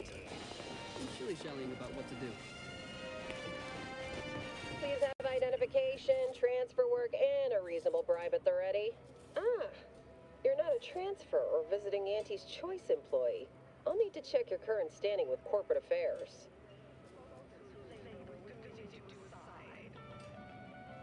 Oh, I didn't realize I was talking to such a big wheel. Afraid I still need to check your record with us, Big Shot. Alrighty. Commencing review. Estimated wait time? Unknown. Really? Reads like a recap of an Aetherwave drama. You're the questionable sort who we do business with, but you're definitely not our best friend. You should probably consider accepting our special offer. All it requires is allowing us to affix an Auntie's Choice holo advertorial inside your ship, so you can bear our messaging with pride and share it across Arcadia.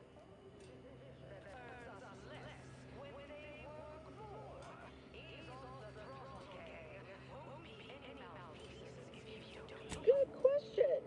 There's only one choice. Auntie's Choice. We'll choose for you.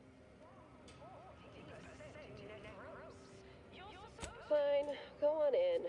We're used to questionable characters like you being somewhat difficult. Enjoy your time on the ACS Undisputed Claim, the pride of Auntie's Choice corporate war fleet. Here's a ticket to the first stop on the Profit Mover Trimicular. From there, amble through the Esplanade to the head office tower reception desk. They can contact Vice President Hewitt and provide details on our exciting contract opportunity. Earth Directorate agents may accept freelance opportunities so long as they align with the priority mission.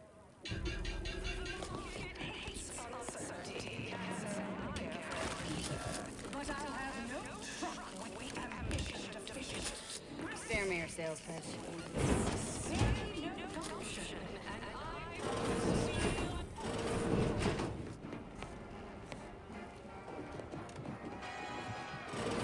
This area is for client intake specialists only. Though, I admire your go-where-I-want attitude. From the most extravagant to the most big-minded of Have questions? We have answers. Anything you need to know about this fine location for a minimal price. Like what? Ask away.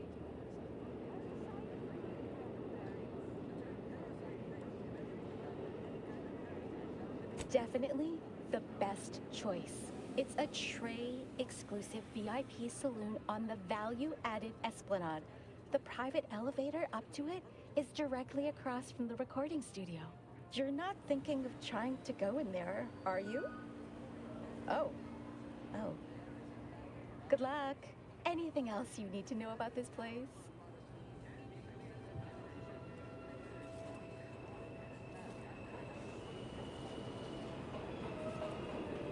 Oh, that's an easy one. There's a workbench and a weapon dealer over in market compliance, back behind. Like who? Or whom? Or such as? Like most of our execs, she can be found in head office tower. I'd proceed to the reception area. There's a stop for head office tower on the Termicular if you've got an all-access pass. Or you can hoof your way there through the value-added Esplanade to get there. Need details on anybody else? Our illustrious CEO does work here, yes. Don't really see her out and about too often. So perhaps you could say she lives in her office. That's the top floor of head office tower. No way you're getting to see her without an invite, though. Not sure if she's taking appointments with contractors, but they are hiring outside help in head office tower reception. Well, farewells are free.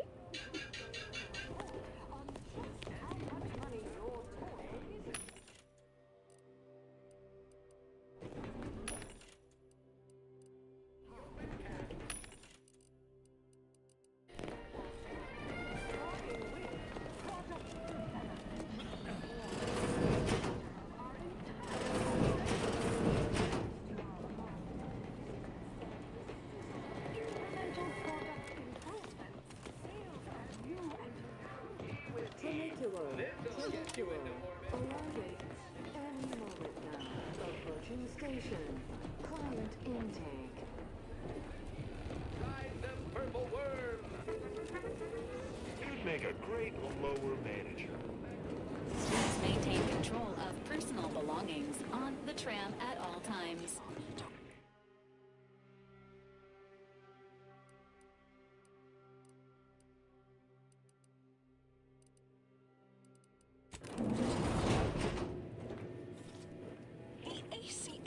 Undisputed claim is not only our corporate headquarters and flagship, it's the heart of our efforts to spread unbridled self-betterment and free trade across the galaxy. Our flagship also sports a bustling commercial promenade where you'll find a wide assortment of products, wares, and miscellaneous bric-a-brac from all Auntie's choice departments. Hey, you traveling with anyone called Inez? I heard an Inez Silong was traveling with someone matching your description, but she ain't here, evidently. I do indeed. I was hired by a soldier named Ortiz to find her. And well, reckon this is close enough. Here, take this cartridge and deliver it to her.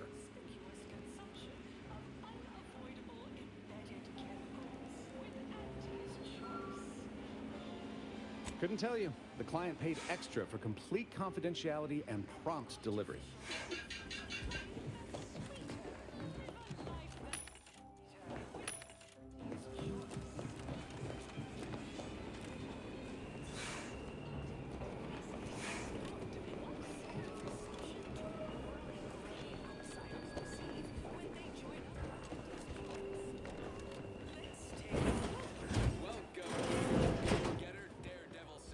Consume in peace and we won't have a problem.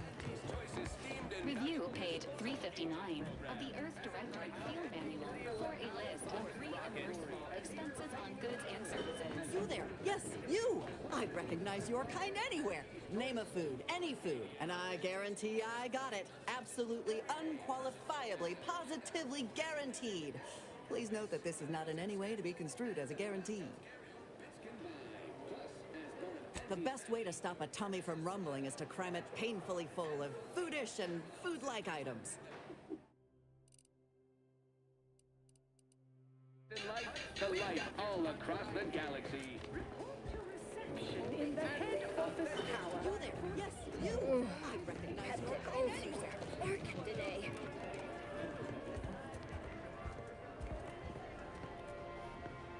Step on up and pick your poison or your healthy poison alternative. I've got all...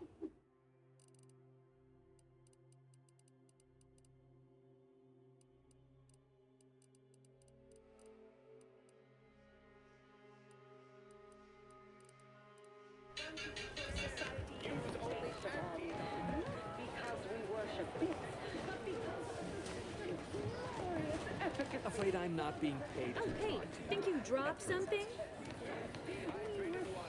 Yeah, you dropped something. Word to the wise. Mind your personal effects, intellectual assets, and major organs at all times. Plenty of opportunists here, eager to take you for all you're worth. You're lucky I found this, thing you dropped. Get me?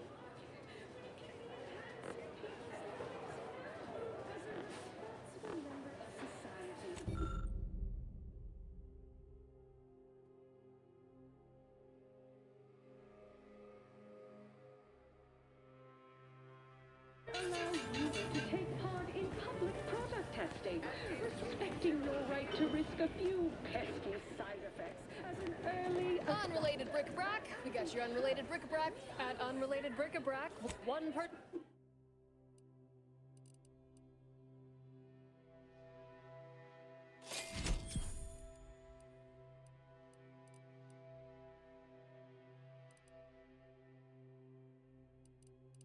dynamic, efficient, and well-suited to the shifting needs of our populace. Feeling queasy? Seeing spots? Made by the finest of Auntie's apothecary. Don't...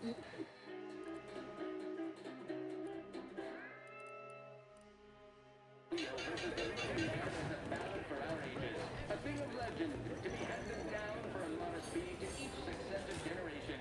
Spacer's choice swollen-headed mascot represents the worst impulses of old corporations. Purple berry product stamp. Complimentary purple berry product sample. Hey, go-getter. Get yourself over here.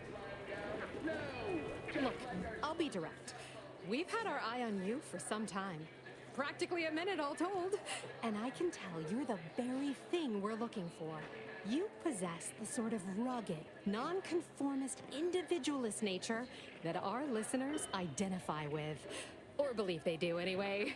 From the meekest flunky to the most milquetoast myrmidon, why, friend, you're everything they want to be. There's two things I desperately require. Realism, authenticity. Sure, some might say they're the same thing, but I use both to highlight emphatic weight. We're working on a brand new set of advertisements and need your exact kind of distinct perspective.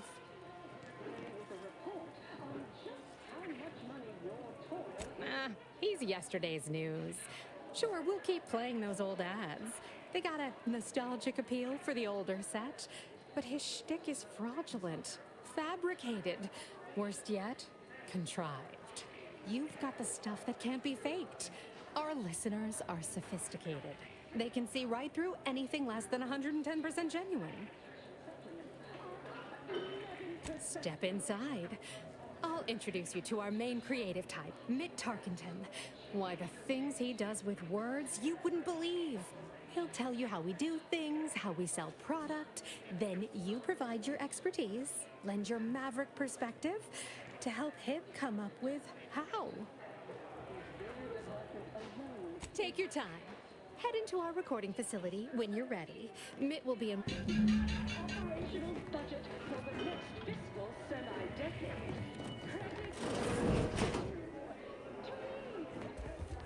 Here for a recording session? And I'm back. Go on. Head on back to the studio. Mitt will be waiting. People say Auntie's Choice and Sub Rosa are no different. Talk about naivete. Auntie's got its own distinct brand. Horse comestibles! Horse comestibles! We're literally giving them away! Have a recipe of our exclusive cock. Welcome to the bottom runger. Exclusive home of the Raptidon bite. That's what everyone, and I do mean everyone, wants to know. No, friend. I finally caught N-rays in a bottle with this one.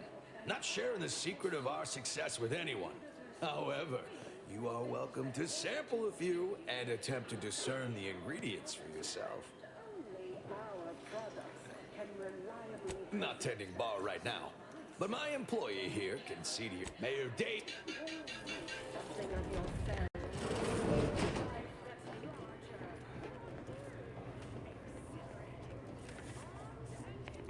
I'm sorry, but I'm quite busy at the moment. There are a half-dozen sinks left to clean this shift, as well as one thoroughly formidable latrine, and I... Wait. How terribly rude of me! It's you! You're the one who talked me down from my horrible course at the N-ray range on Golden Ridge.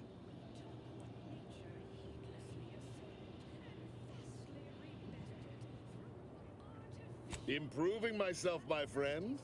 I have a new lease on my existence, and it's all thanks to you. You see, I meditated on your words, and on the events that led me to strapping myself to an explosive threatening to kill us both. Something had to change. I realized that the tremendous question, that of controlling the universe's uncertainty, was too tremendous to pursue. So I sought an environment I could control.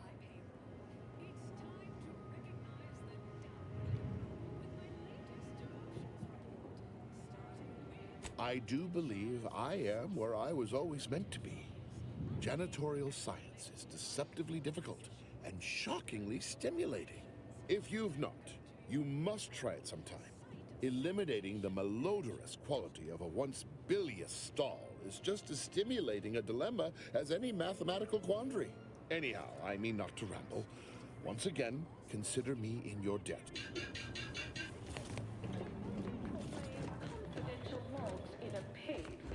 Experience the most sought-after inebriants on the Undisputed Flame. The Raptidon. Exclusively here at the bottom runger. Security fundamentals, Reggie. Congrats! You're now a file clerk. Clerk those files. Next is the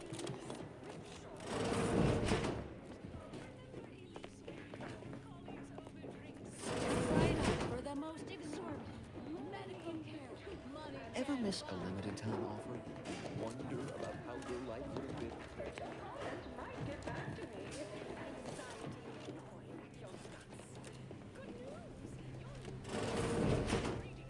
I appreciate your business, but involving your hands in things tends to result in... That's it for this demotions report. Until next time, everybody do your jobs and there won't be a next time. Toodaloo. Live, love, purchase, and consume. Auntie's choice.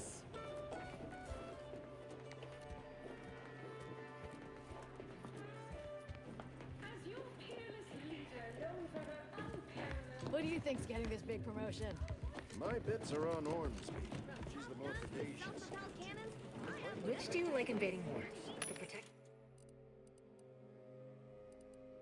The Protectorate or the Order?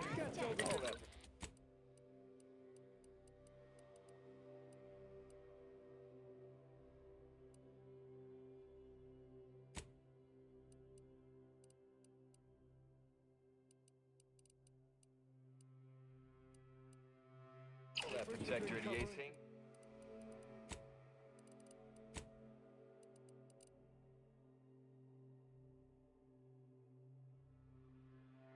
Is down right.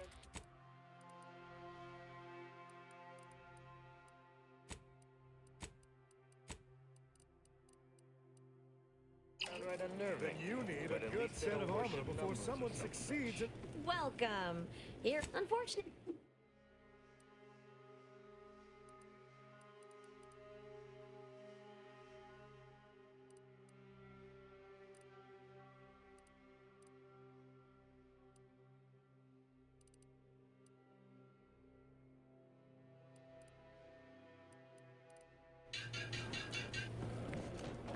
Well, welcome, future repeat customer. I can tell just by looking, because you have the kind of face folks just... And don't take it personal now. I've got...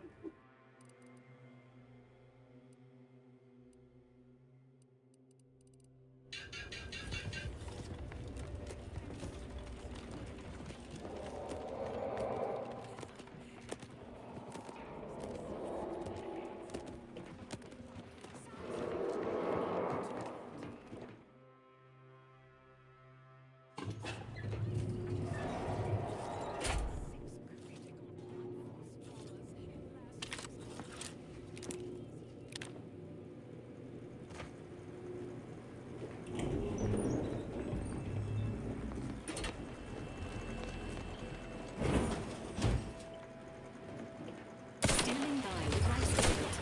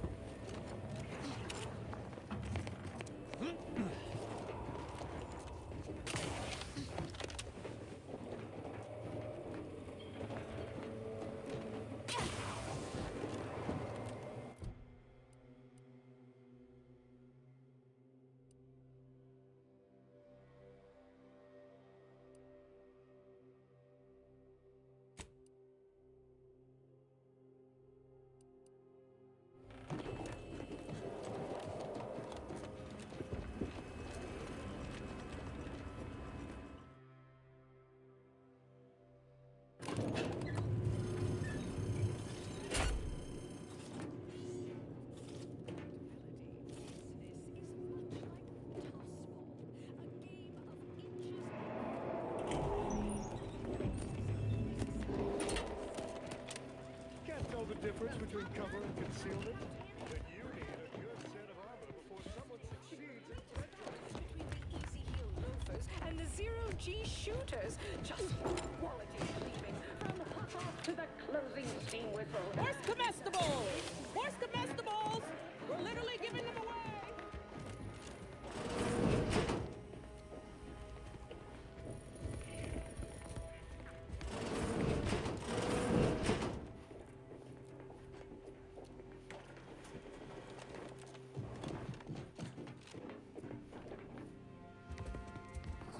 Something I can help you with?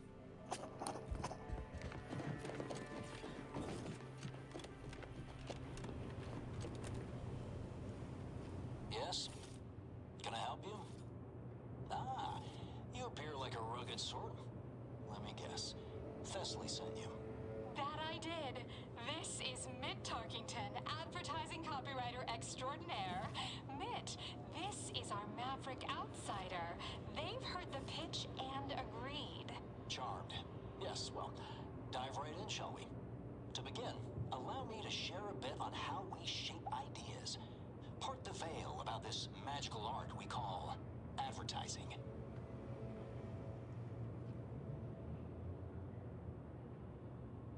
We're selling dreams of a better life, a better you, connection, release from aches, sorrows, and worry. The product is immaterial. We do have one. I'd need to look it up, though. A little background first to frame your thinking. There are 4 personality types we appeal to when writing advertisement copy. I'm like you. I'm who you want to be. I, who have cultivated a persona as a sarcastic doubter, am not... And I just... Any other general questions before we get started? All right. I'll ask a few questions about your singular way of looking at things. Then, translate your unique perspective into lines for the ad. Now, first question. How can we best understand those like you? Any insight on your kind of unique perspective?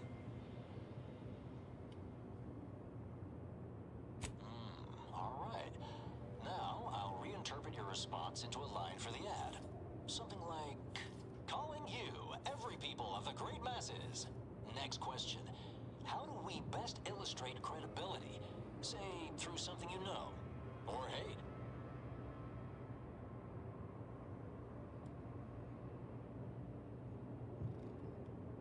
Right. Maybe everyone watches for your next move, so they can copy it. What's an aspirational goal for those who identify with you? Okay, perfect. How about your needs are different than everyone else's? Last question. What do you desire most out of life? And I should mention we have a little leeway to fine-tune the product offering.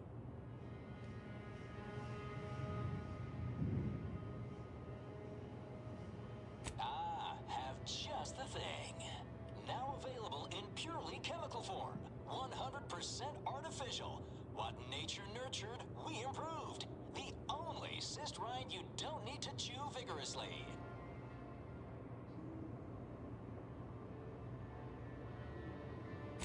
Yes. Suppose you might need to hear it assembled to make sense of it all.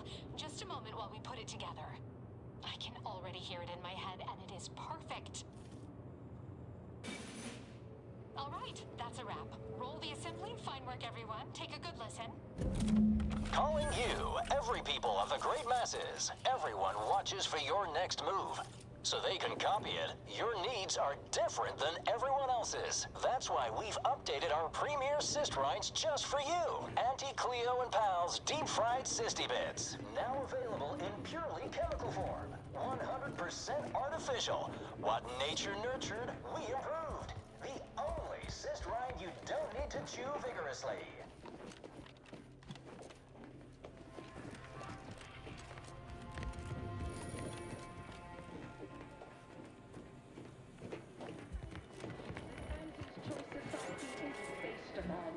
Not because we worship bits, but because...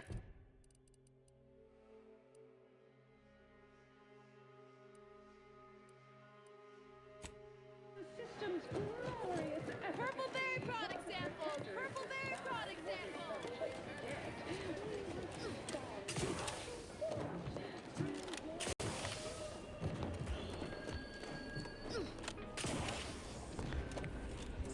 Lengthy approval process.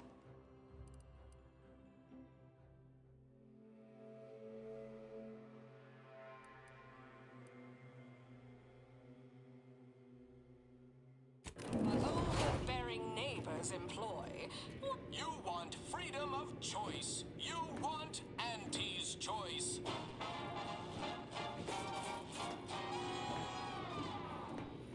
Auntie's choice knows that a better you is just 3 pills and an ointment away. Why choose just any choice when you could choose Auntie's choice? Too much Spacer's ale? Try Auntie's Choice Pep Pills. Good for what ails?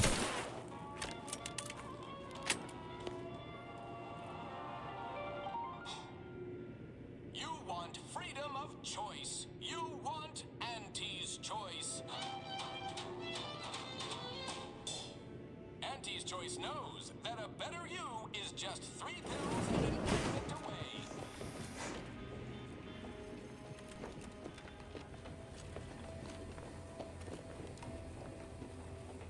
Yes? Move along. I done falled off the corporate ladder. Why, looky here. It's our contractor to be. I see you got her message. Glad you followed up. Now, the question is, are you just here to work an angle, or were you moved by our plight?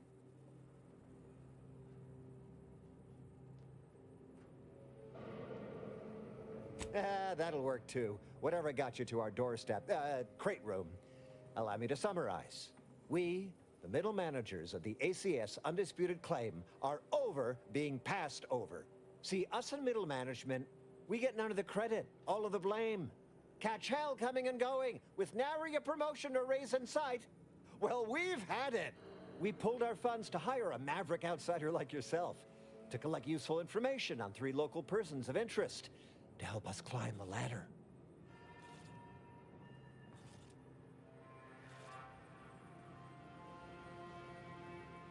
See? Can't say no to that. We tailored our pitch right to one such as yourself, or a reasonable facsimile thereof. First person is Melquiades Alcantara, proprietor of the Bottom Wrangler. Came up with this new drink, the Raptidon bite. Everyone's dying to try it. We want the secret recipe. The second is an unnamed individual. Shows up at the Esplanade every day, with a mop and an armed escort. What's his story? What does he know? And why is he always waving at everybody? And smiling, too. Head back here when you're done with them two. The third target we'll talk about after. Sort of a controversial figure around here. Consider him a concern for later. Anything else?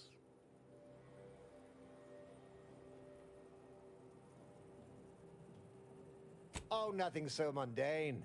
Alcantara's cornered the market with an innovative concept. Our grand vision is...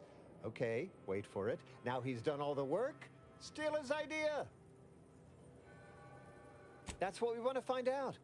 And that whole smiling business, anybody that's secure in their place here has to have dirt on somebody. Something that we could capitalize on. Wonderful, wonderful. Let me just say that we're all so looking forward to working with you. We can't wait to benefit from the fruit of your efforts. See, everybody? Things are looking up already. Upper middle management, here we come.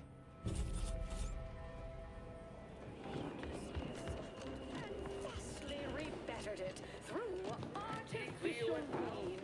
Already gave it to you. Strive to be 110% wholly plus artificial. Artificiality is our... Get you something? Yeah, all the yelling. Could listen to that all day, every day. Actually, I have. That'd be Melquiades. Afraid he stepped away to his office.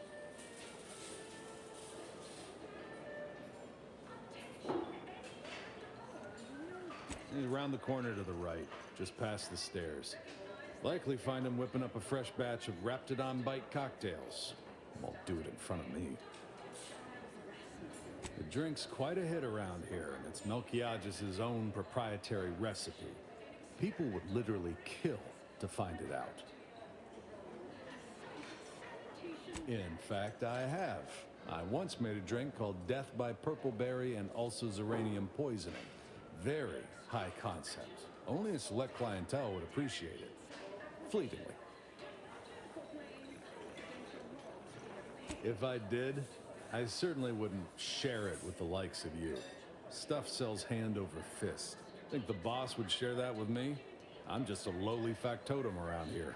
I mean, I actually been concocting my own cocktail creations in my odd-off hour. I'm very creative, but, you know, he don't care. More's the pity. Product development.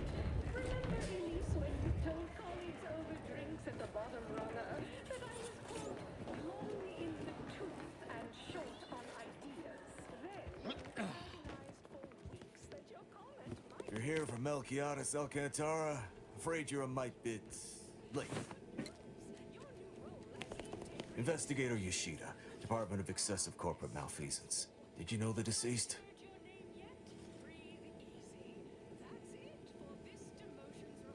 Seems like you're not the only one. Were you aware if you had any business rivals, any disgruntled employees? Deals gone sour?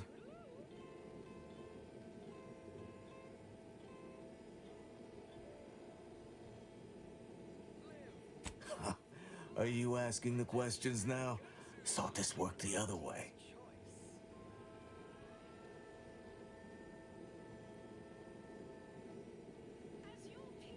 No, that would make my day if you were to blame. I only cover internal rivalries. As an outsider, you'd be someone else's department to worry about.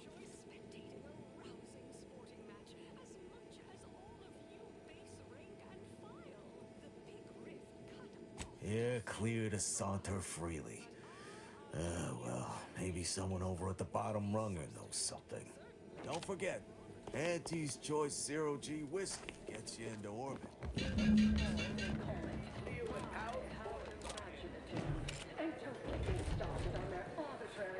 Look who's back. You. I know one. Valo Andrews, owner of the Best Choice. Wasn't too keen on our success. Nokia just said she's meaner than a bag of Raptidons. I'll miss his wit. The only way I'd ever make it in that place is crawling through a vent. Some of us have pride. Till next we meet. Between the Easy Heel Loafers and Spectrum brand bandits, I pit our least bankable tossball team. Force comestibles! Force comestibles! We're literally giving them away!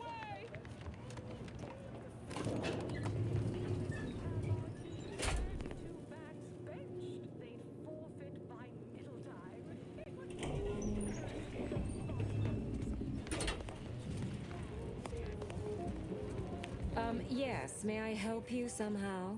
Likely by reminding you that this is not the entrance for unwashed service plebes. Please go tell your manager to fire you. Then follow proper protocols, or we'll find other vendors to patronize.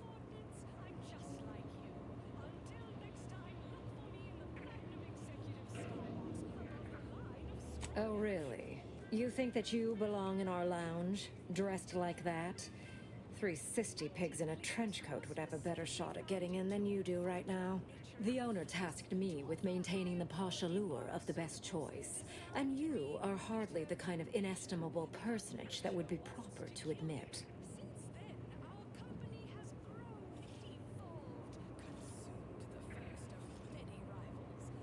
A significant contribution to my post-Boniface retirement fund.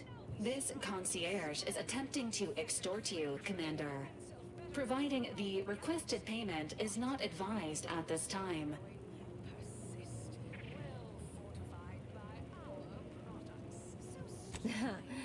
Very well. We can settle for only a minor contribution to my retirement fund. Take it or leave it.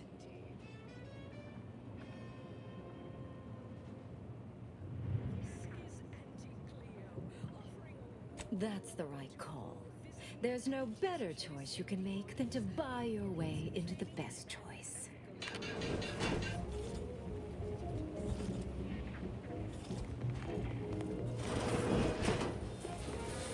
Ostentatious.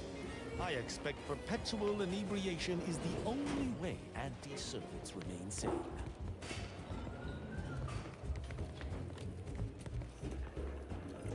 Oh, look at this one. See? They're letting in anyone now. If you must.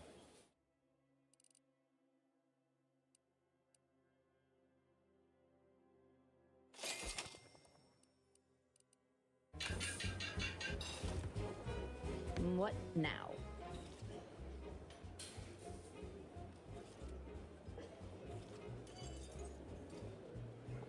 Have an issue with the service? She's in her office. Door to your right. Oh, don't we all? Oh, say it isn't so. Everyone has their own product line to sell the most, but I say you need to ask the common bottom runger consumer. Don't you agree? What are you doing back here? No one's allowed. Who left that door unlocked? What are you even doing in my bar? Someone will be fired over this. Then, once they reach the nadir of their sorrows, rehired, only that I may fire them again.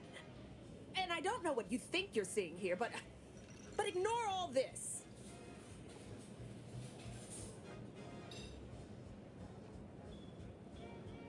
What? All this? Furtive mixing of cocktails is simply how I relieve stress in a productive manner. It's a Raptidon bite, a unique concoction devised by Melquiades Alcantara, who was simply my dearest friend. Or was. I procured its recipe from him before his unfortunate passing, and before you ask, yes, I have receipts for everything.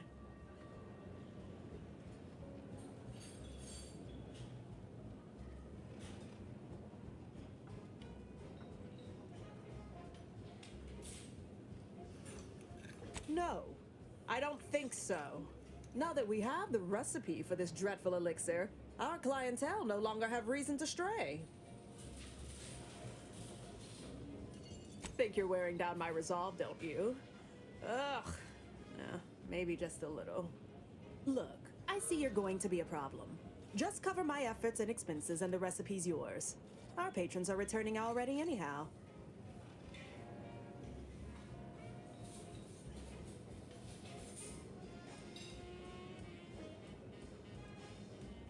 Come back when you do, I suppose. Or don't.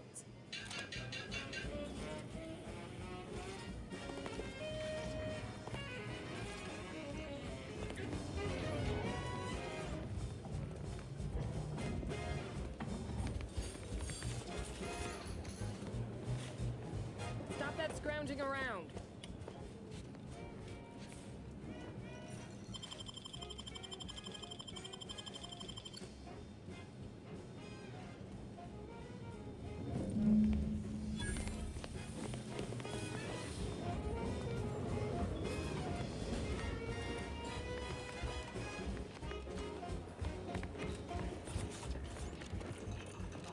What now?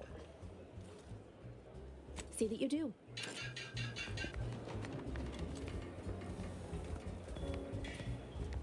Yes, what is it? I'm very busy and I can't spare the time for... Wait a moment. My old compatriot from Paradise Island! What a pleasure it is to see you again. Much has changed since our last encounter. I'm now Deputy Managing Director of Persons Manipulation for all of Auntie's Choice. It's all thanks to you and the information on mental refreshment that you retrieved me. Now even the most stubborn non-consumers can be reoriented, whether or not they desire it.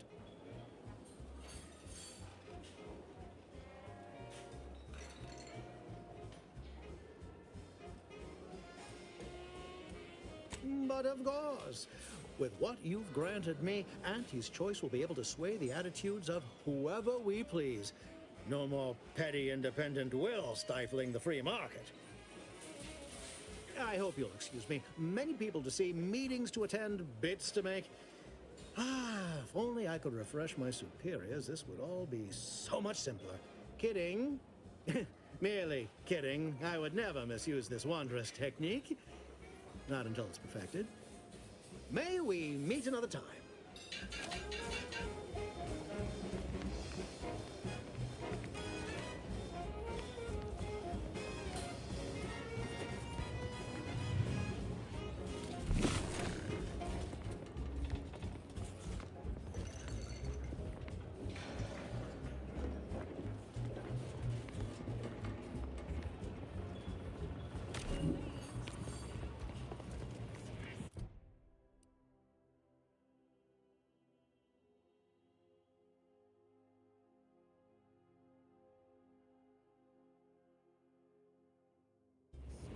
We should be able to proceed by way of that vent above.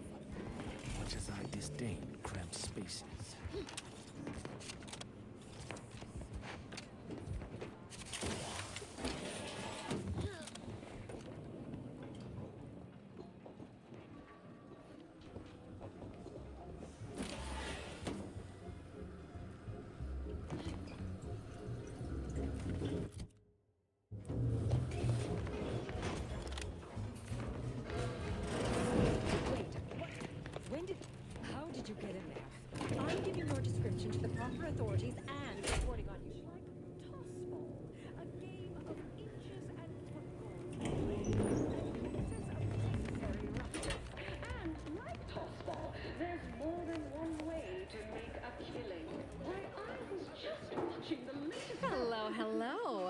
fabulous work earlier.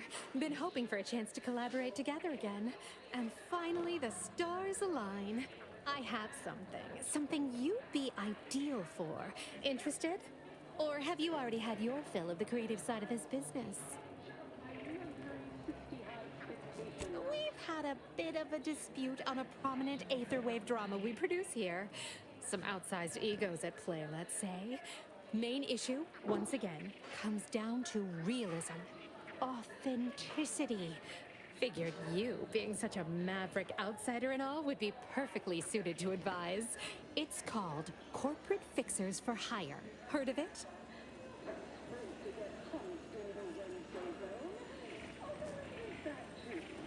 That's the one. Take it you're a devoted fan. You win. Pays about the same as before. Well, wonderful. You were invaluable before. Head back to the recording booth. I'll meet you there and introduce you to our so-called talent. The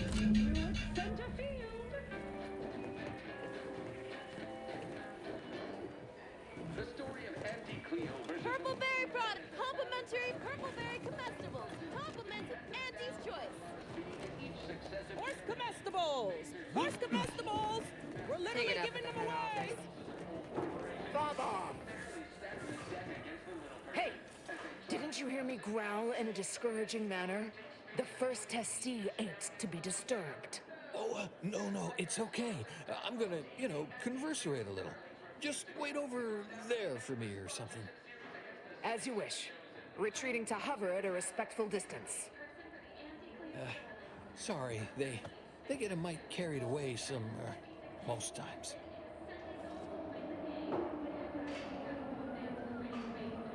Oh, that. Yeah. Wish they wouldn't say that. Ain't accustomed to fancy titles. Don't mind them. They're here to make sure nothing happens.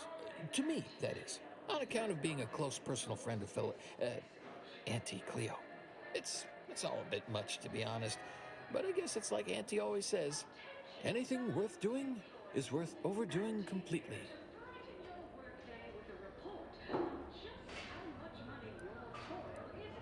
Oh, she don't go by that no more. Guess I'm still not used to calling her Auntie. Auntie. There, maybe that'll do it. Anyhow, probably shouldn't just mull about here engaging in idle talk. If she saw me, she'd probably chide me for being overly friendly with everyone, like she used to.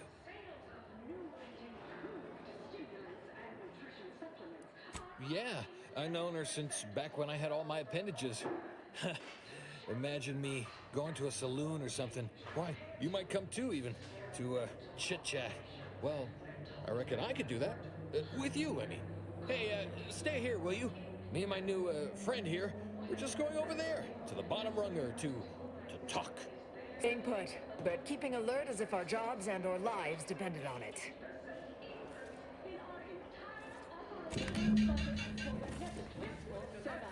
Close enough. As your chief executive, I've fostered a healthy, cutthroat rivalry between our top divisions. Jealousy, hard feelings, stirring the pot of unorthodox? Well, but I can resist large and blessings on our balance sheet. You're welcome, employees. Have a profitable day. Let's confine ourselves to surreptitious glances from here.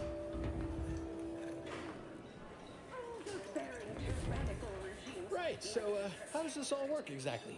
They bring you a drink, and then people just converserate? Well, wow. Well, is that right? I'm pretty good at that, I guess. Not sure I ever talked about anything important my whole life, though. Ah, this seat looks really comfortable. Oh, I'll stand. Honestly, it's a real pleasure to be here. Me in an actual saloon. With someone to talk to, I mean. So, you want to start? A few years, maybe. Hail from Argos originally. Auntie and I both do. Kind of far from here, I think. Had everything. Mining, a garbage pile, sprats, slums, more mining, the works. always thought that, but just not out loud like that. Like sometimes when I'm cleaning this place, I find a bit or a timepiece or a half-eaten Sprat crisp bag. I turn them in just in case someone's looking for them, which earns me some weird looks. But I figure that's not trash to somebody who needs it. Way I came up, those are treasures. Well, I wander into the maintenance deck. Everybody gets out of my way. I pick a random cleaning implement out of storage. Sometimes I ask where I'm most needed. Otherwise, I just pick a deck I haven't been in a while. Mostly, I come here to the Esplanade. I like that word. Esplanade. Also, there are more people around here. I like being around people, even if they don't talk to me much. Or, ever. Oh, I mean, until now, of course.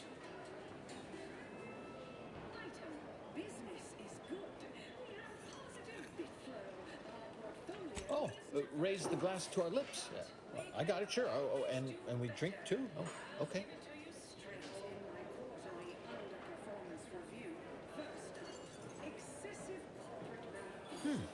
Reckon that's an ample amount of small talk, huh? What other sort of stuff you want to talk about? The weather, maybe?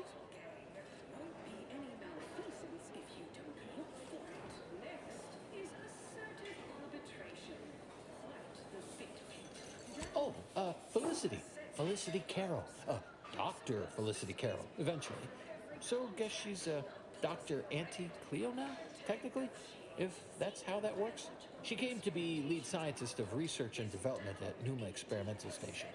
I knew her when she was just Felicity, back in the good old days, when the company still did, human testing first, instead of just letting stuff willy-nilly out into the wild like now. I was her best test subject.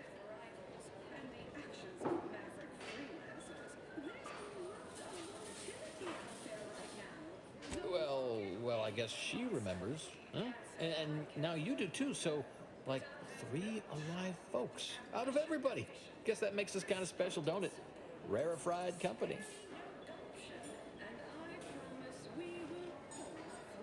Sure was determined. I'll tell you what.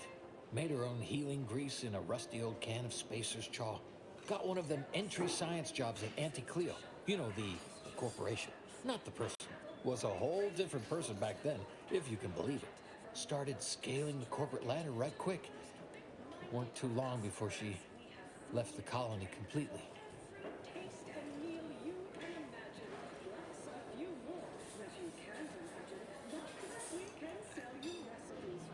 You think? I'd sure like to think so.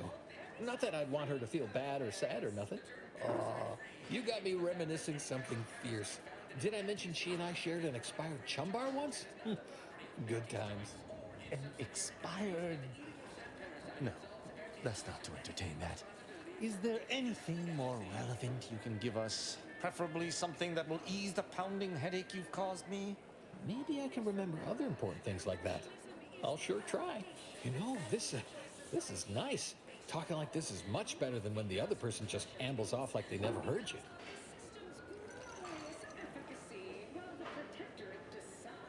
Well, I hadn't talked to her for, going on 40 years or thereabouts, I think. But, we were real tight when we were nubbins. When she approved my request for this role, I got a letter from her that said, dictated but not read at the end. Like she was talking right to me. Or at me, maybe.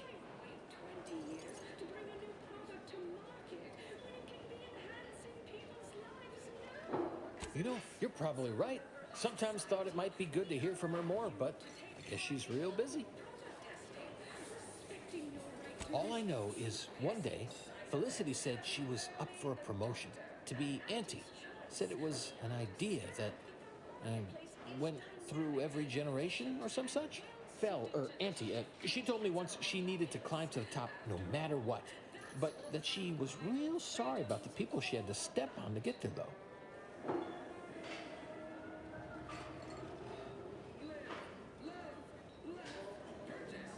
You think?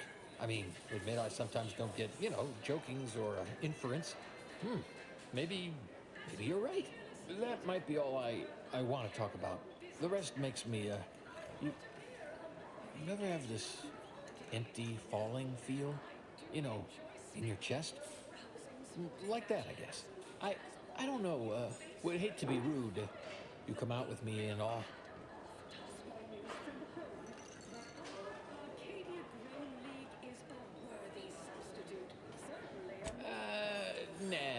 No, there's stuff I can't say things about.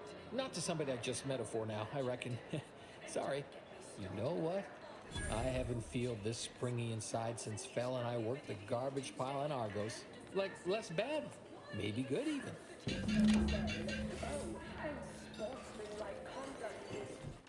Hey, everybody, look who it is. Our duly contracted proxy. All finished? Knew he was connected. What'd you find out? He tell you any secrets about Auntie? Or inspiring stories about her career ascent.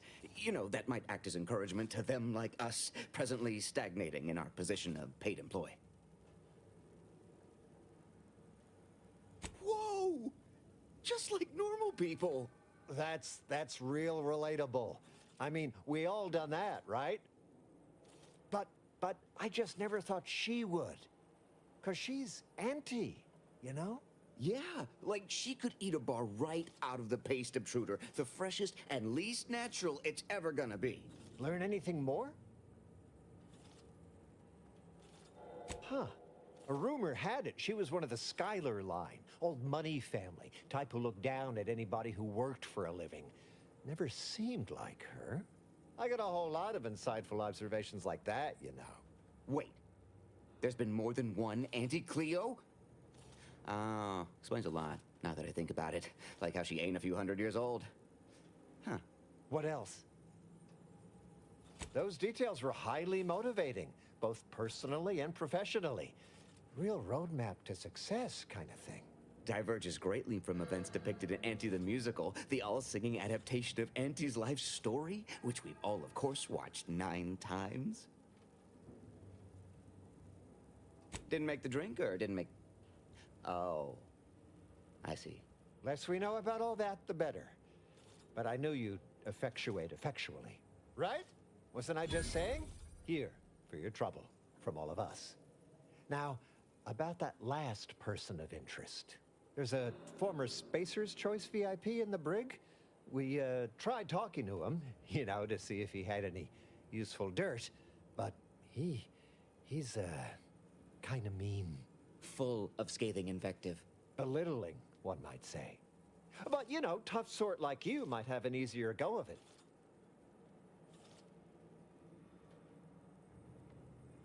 Nah, they got him set up like in olden times.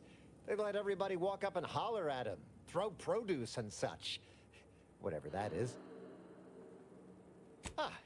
You know, we all been chewed out pretty fiercely before. Kind of a regular occurrence, really. But I swear, I ain't never... I still have nightmares. Sometimes I think I hear his voice, and I start to run. Uh-huh. Likewise. Future generations will tell cautionary bedtime stories about that day. Oh, that sounded very take charge. Have to remember that. Okay, we'll make sure you've got authorization to the brig when you arrive. May you effectuate effectually toward the agreed-upon goal state. That's the middle manager handbook again. Real take charge stuff. Purple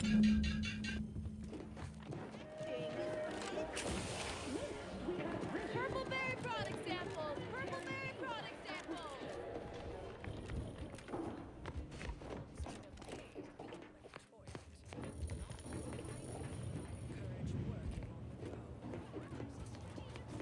This is our star performer and sages Shilliber, Holter Williger. He plays Rico Sockdolliger, head of our top-notch team of paid troubleshooters. So very glad to meet you, whoever you are. And here's our lead writer, a master of fervid puffery and dynamic product-oriented dramatization, Ruby Rory. Charmed, I'm sure. This is our maverick friend who advised on our latest advert. Brought a real sense of authenticity to the proceedings. More realism than you can shake an actual stick at. The two of you have questions our unconventional nonconformist friend here can answer. Definitively and genuinely. So fire away. I'll leave you to it. In this episode, we're introducing an important walk-on character. A covert agent type with a hidden past. Someone, full of intrigue. What kind of background would be wholly true and unconditionally authentic to someone like that? Someone like you, but not you. An agent you admired.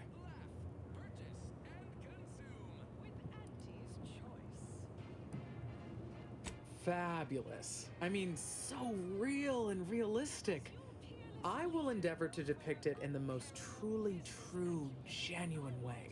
I'll be coaching our walk-on's performance. What sort of delivery would be completely honest to this person?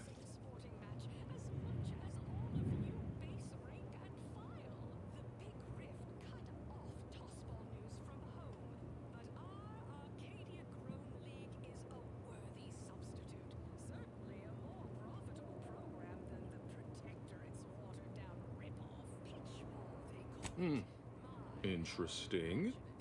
Well then, I shall dutifully characterize your authoritatively truthful direction. Alright, now, at this point, I need to illustrate a critical problem that our crack team along with the walk-on need to solve. Give me your honest feedback on the read. This manager won't go down easy. She discovered our tampering with the Computronic registry to shift blame away from our client. Now, it blames them for everything. What do you think? Honestly, too much? Was I gilding the lily?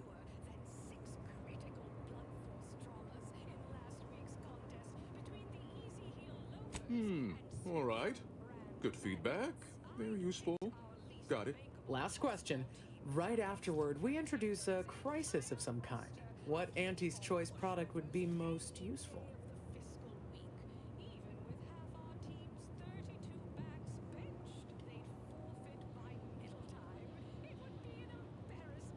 Perfect. Incorporate that department's ad copy. Fabulosity, absolute fabulosity. Always a pleasure to work with you. You should start hearing that episode on the wireless anytime now. You've probably already started hearing your advertisement. Well, I hope you look back fondly on this whole creative dalliance. No, I will. Now, just a moment and we can hear it all assembled. They were stuck, bottom of the ladder, outmaneuvered time and time again, robbed of credit for big ideas. Then, they enlisted the best to rouse their career for a healthy fee. Yes, it's time, everyone, for Corporate Fixers for Hire, starring Holt Terwilliger as Rico Sockdolager, Greer Goodwin as Tuesday Sneed, guest star.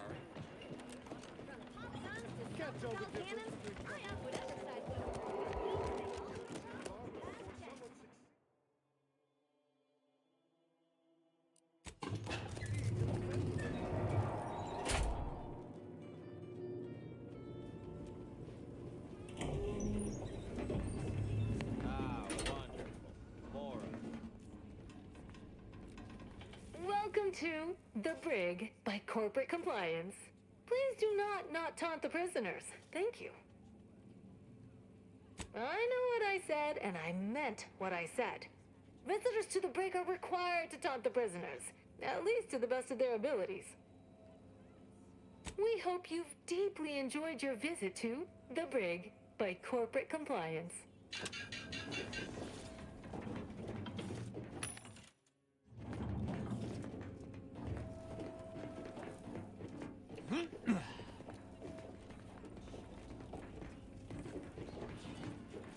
Come to jeer at a fallen old rival like all the rest. Swear I heard from everybody else in this rickety tub. So far, I am decidedly unimpressed. Been some sorely lackluster heckling from your colleagues. Clever as barbs weren't clever enough by half. Not expecting much, but go ahead. Try your worst. Let's hear it.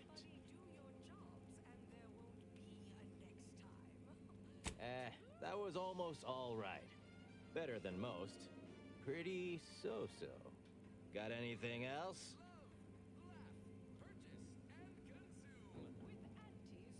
Ah, you dangled that compliment before yanking it away. I'd be going there for a sec. Not too shabby. Anyhow, you done yet? Or you got more?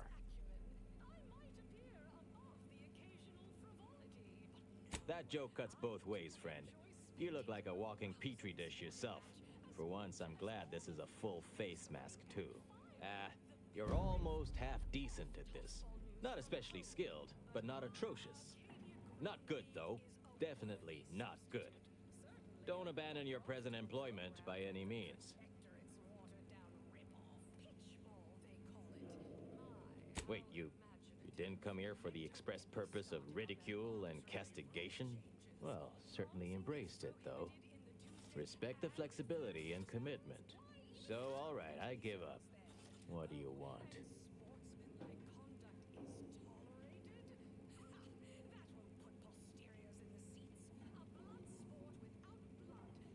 Frankly, that any of these rung leeches have a thought to spare for me over all the false hopes aunties hammered into them astounds me. Look, I appreciate the attention and all, but does any of this benefit me? Because otherwise, you might as well just jeer away.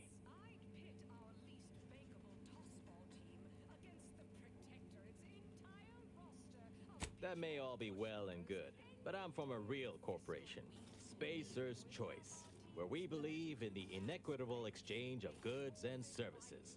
Furthermore, and consequently, I don't do nothing without something in return. Anything else would be unseemly. Name's Himanshu Tegulapalli, Regional Brand Manager for Tau Ceti, Spacer's Choice. Auntie has it in for all of us former reps, but me in particular. Been humiliating Spacer's Choice every chance she gets. You seen those display images mocking the Moon Man? Dressed up like a baby? Petty stuff. Being completely one-sided. Till now.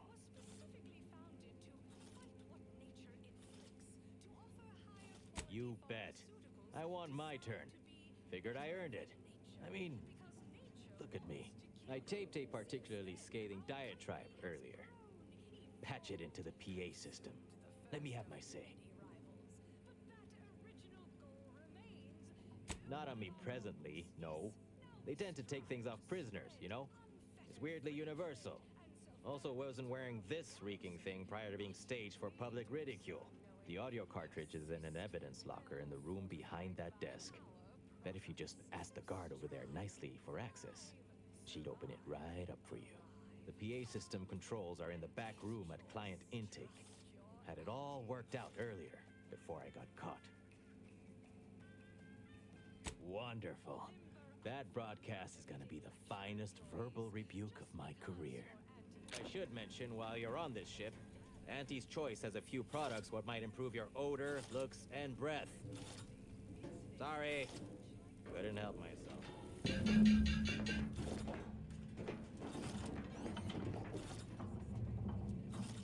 Welcome to the Brig. What is it?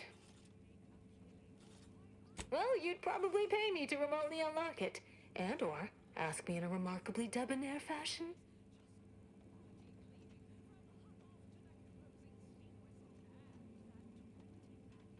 We hope you've deeply...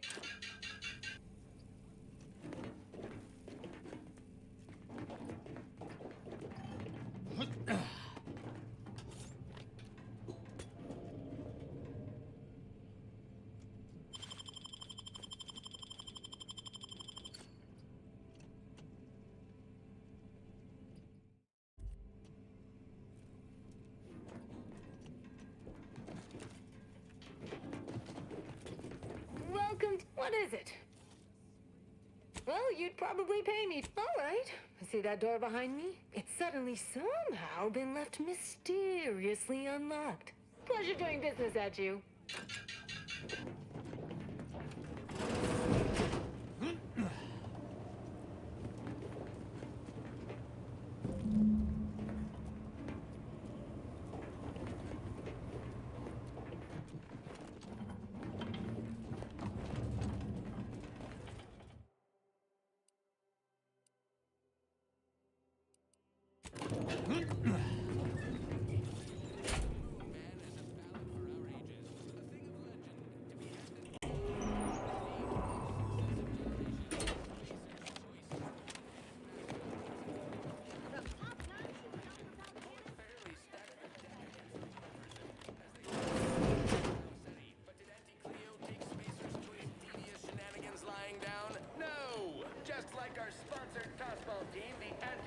Starlings refused to do when things were down at the end of the sponsorship series against the Spacers Chosen. I'm Jean Turfer Tyler, 6th base person for the Anti-Cleo's Darlings. I cleaved Spacers Chosen's goalie at the end of the 56th inning. Trinicular. Arriving any moment now. Approaching station. Value added Esplanade.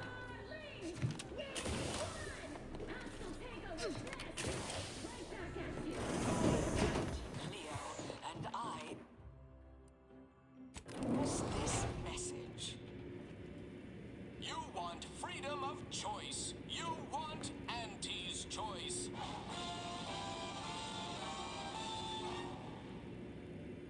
Auntie's choice knows that a better you is just 3 pills and an ointment away. Why choose just any choice when you could choose Auntie's choice?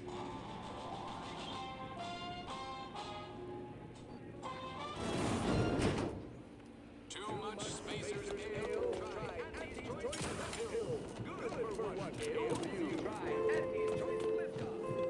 You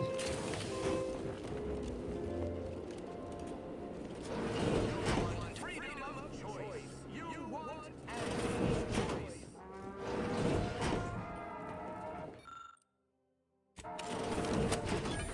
Attention all employees of this poor excuse for corporate blundership. This ill-conceived, off-brand take by oligarchs.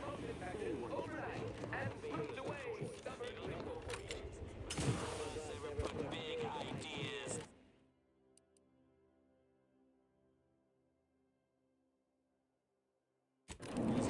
Yes, our workers were beaten down by a rigged system and lack of mobility, but no hope is better than false hope, right? I swear, everybody in this company thinks they're going to be somebody someday.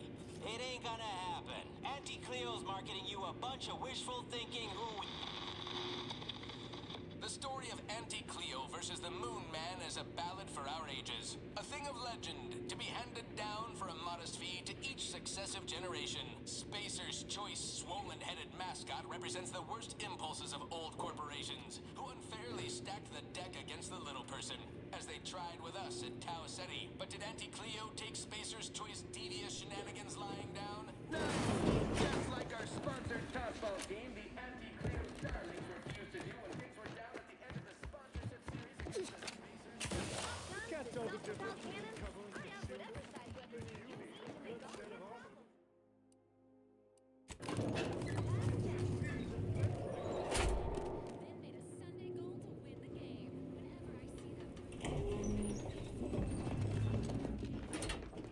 Nice work. A sterling performance by both of us.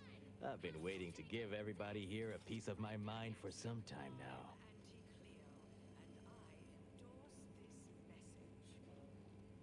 You've heard about the Spacer's Choice and Anti-Cleo merger, I'm sure. But things went down a little differently than Auntie makes out around here. Auntie was attempting a hostile takeover, but we outplayed her, voted her and her execs out. And we shipped Auntie and all her diehard followers out to Tau Ceti as an example. After Earth went dark, Auntie was technically the senior ranking executive in Tau Ceti, and she used that to take over the colony. But everything she's been doing since has been quasi-legal at best, including her being CEO of Auntie's Choice. With Earth being dark, no one has proof to call her on it.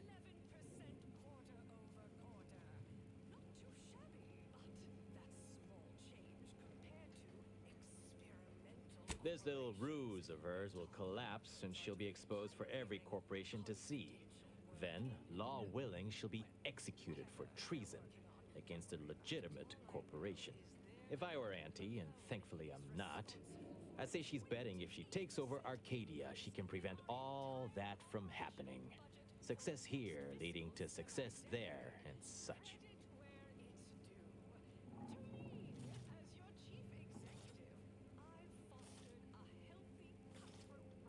What I had to say was more important. People here needed to hear how bad they've been bamboozled by that self-determinism claptrap. The rest is going to come out eventually anyway. After that, we can all go back to exploiting each other honestly. No thanks. Once Spacer's Choice is back in control, I'll be running this place in no time.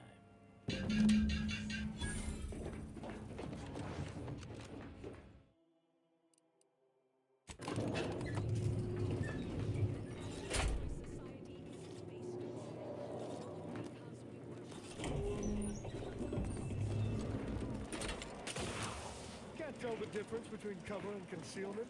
Then you need a good set of armor before someone succeeds in ventilating you. What's more, frivolously lengthy approval process our overbearing neighbors employ. Wait 20 years to bring a new product to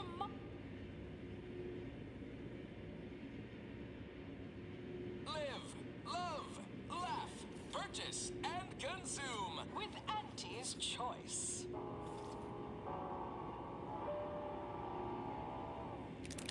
As your peerless leader, known for her unparalleled business acumen, I might appear above the occasional frivolity. But no, I do enjoy spectating a rousing sporting match as much as all of you base rank and file. The big rift cut off tossball news from home, but our Arcadia Grown League is a worthy substitute. So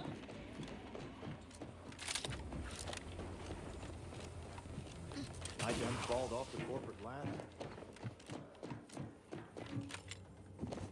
Any update on the man in the Moon Man mask? Heard the announcement, assumed that was your doing.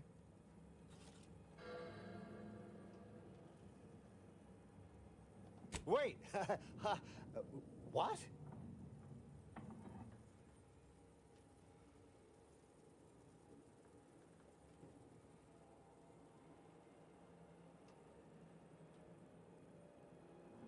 No, that was all official. Auntie said there was some real hard bargaining, documents signed in triplicate, and... Maybe I'm remembering apart from the musical. Wait, this is bad. Knowing this is not good. This sort of dirt gets a person killed. This may call for an executive decision.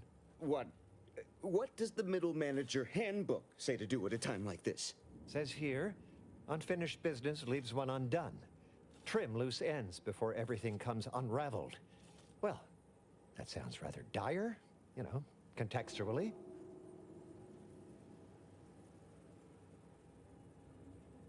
Yeah, right. Pay you and you'll go sell the secret to someone else. And someone upstairs will find out, and we'll all get killed. Guess the executive decision's getting executed then. Attack!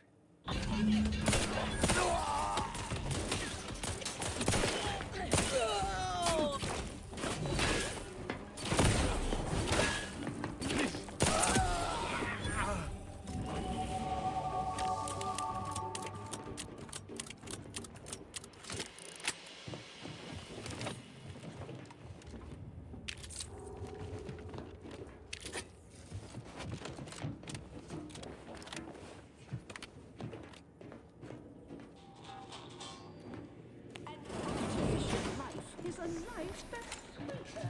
Live a life that's sweeter with Auntie's Choice.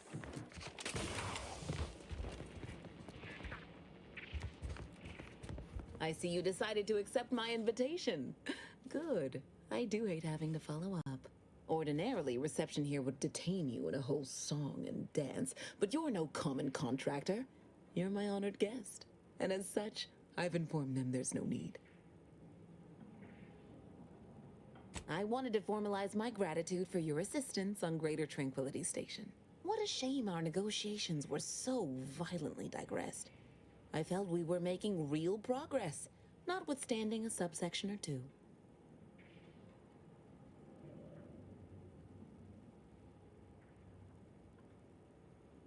While making our expeditious retreat from the station, Alden and I encountered a dying man. One of the Order radicals in league with our would-be assassin, DeVries. He confessed DeVries' entire plan, and that he thought you must have stopped her. Thanks for that, by the way. two dead delegates really would have impeded negotiations. In fact, that is what I summoned you here to discuss. Some messages have indeed been sent hither and thither through back channels. Alden remains convinced an agreement can be reached, and I concur. Mayhaps we're both overly optimistic, but if there's even the remotest chance of bringing the Order and Auntie's Choice together, the profit from doing so far outweighs the risk.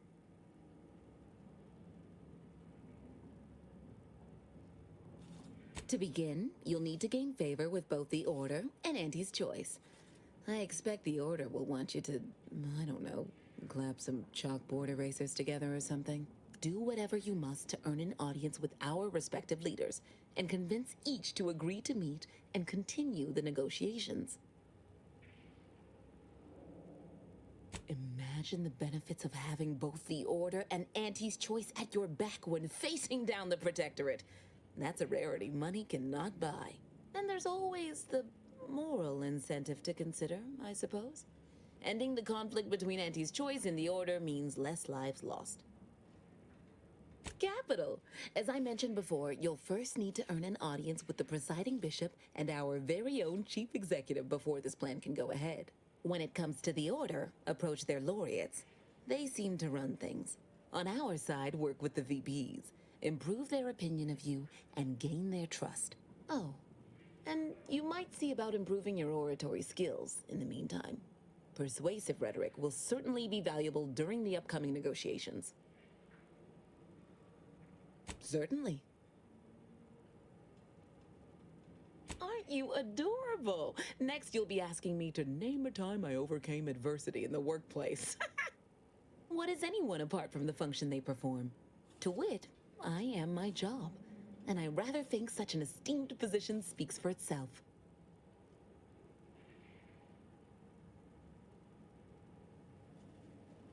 Oh, answering that would come dangerously close to upward communication, which is not something we advocate in Auntie's Choice. Wouldn't want the junior ranks getting the idea that they can review or, law forbid, critique their seniors. Suffice to say, Auntie Cleo is without peer, quite literally. This corporation would be adrift without her as our steady bellwether.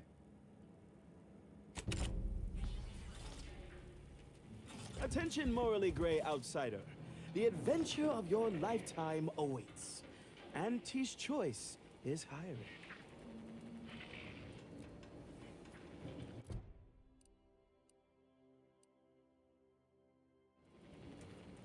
Hello, daring self-determinivist, stalwart seeker of self-betterment, or rapacious rogue of corporatism.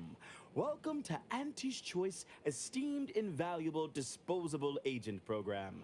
As in IDA, your assignments will be some of the most decisive and admirable tasks that Auntie's Choice has to offer. IDAs help explore the wilds, plot our path, and shape the evolution of our beloved corporation. And with enough rugged determinism, you might even live to see the results. That's right, a life filled with action, adventure, riches, and romance awaits. Being an IDA will see all of your fantastical dreams come true. Now, if you'll just exit through to your left, 2 of our top 29 vice presidents are waiting to speak with you. And remember, Auntie's Choice Stay Hungry Meal Pack offers our finest pre-sliced bread and dehydrated water tablets in one convenient package for an additional price.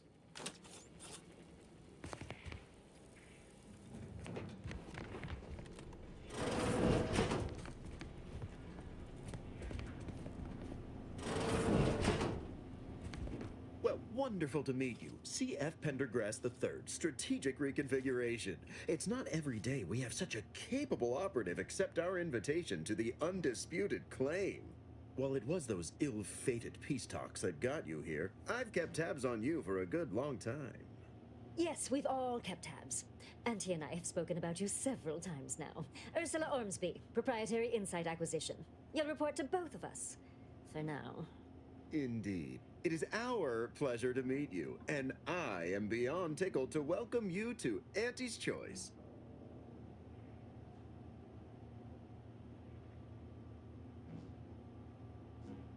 yet they are indubitably one and the same. By coming into my employ and helping to secure Auntie's interests, you are directly manifesting a stable future for this colony. At Auntie's Choice, we make things happen. If you want to move something along swiftly, you come to us. If you want to endlessly dither about numbers, talk to the Order. You, my friend, are being given the opportunity of a lifetime. Auntie's Choice has a dynamic new vision, and we need a specific kind of go-getter to make it happen.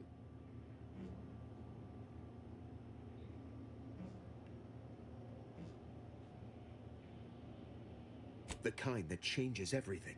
The kind that turns our universal brand into the brand of the universe. We need someone not shaped by Auntie's meritocracy. It serves its function, but our workers tend to focus on rung climbing. We need an individualist who sees unorthodox solutions. A daring, non-conforming perturbation ameliorator to implement our monopolistic mercantile methodology plan. More succinctly, we are recruiting an expert outside consultant.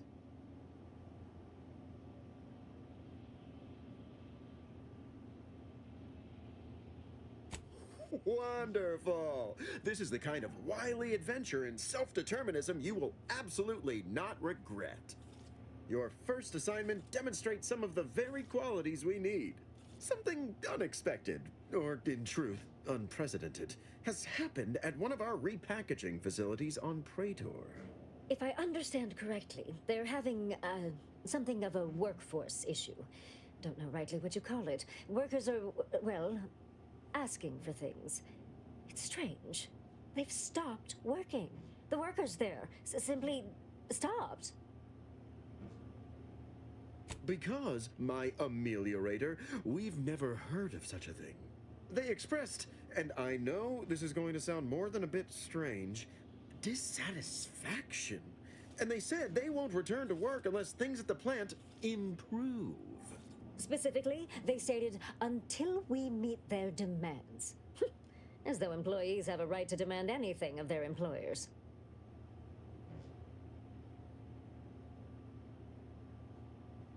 Negotiating? As in giving in to them?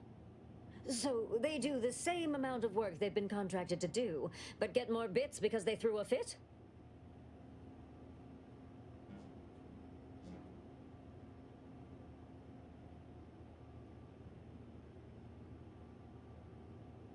That would signal to workers all over the system that all they have to do to get more bits is hamstring Auntie's operations. No, Ursula, it won't, because we won't be the ones doing it. That is exactly why we've hired you as my brand new perturbation ameliorator. You'll solve the problem for us, and we will retain absolute deniability.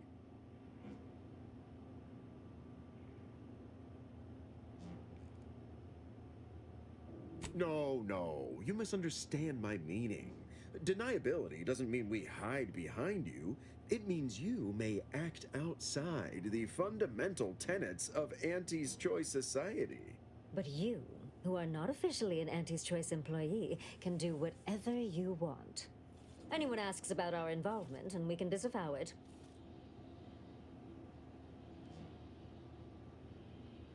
Wonderful! You'll go to Praetor, meet the plant's overseer, and mediate an end to this lunacy, which gets those ingrates back to work. I have zero doubt Auntie and I will be completely impressed by your efforts. Unless you disappoint, in which case I will disavow that statement.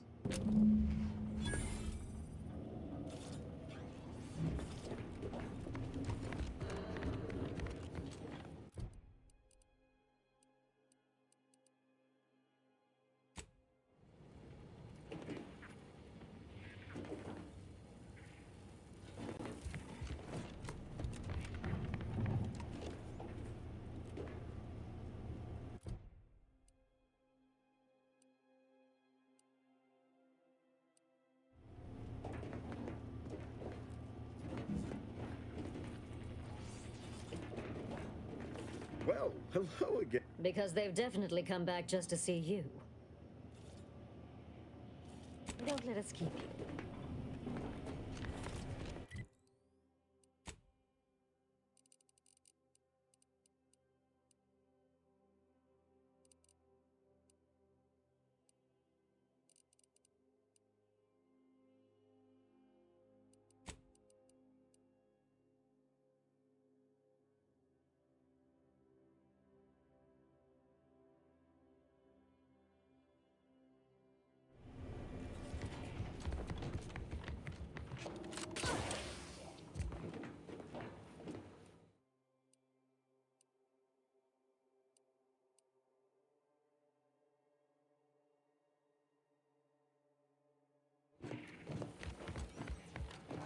welcome to Head Office Tower. Again.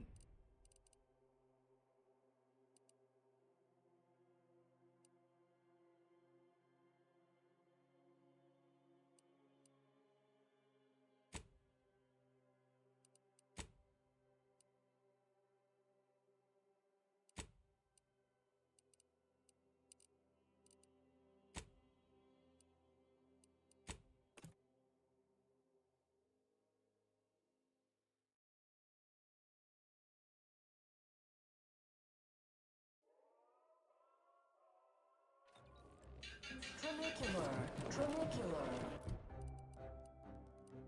Any moment now. Approaching station. Especially rebettered it through artificial means. At Auntie's Choice, we strive to be 110% wholly plus artificial. Artificiality is our guiding principle. Enjoy an artificially enhanced existence through the conspicuous consumption of unavoidable embedded chemicals with Auntie's Choice.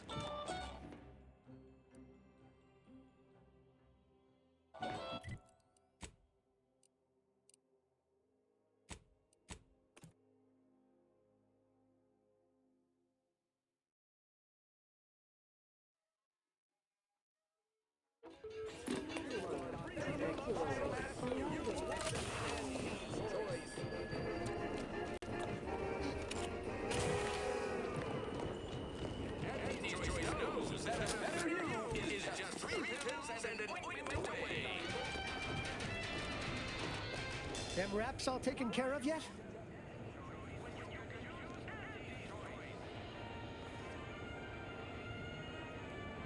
All good news to me, friend. Anything happens down there is not my responsibility. I have ceased all manner of worry and fret. Here's the unagreed upon amount that constitutes your fee. You want freedom of choice. You want Auntie's choice.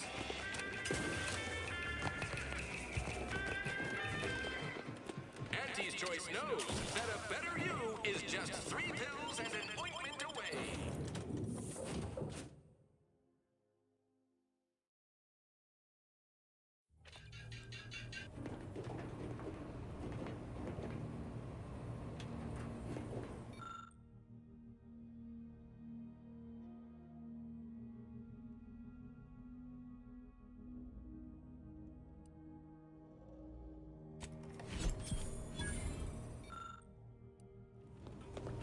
Commander, over here.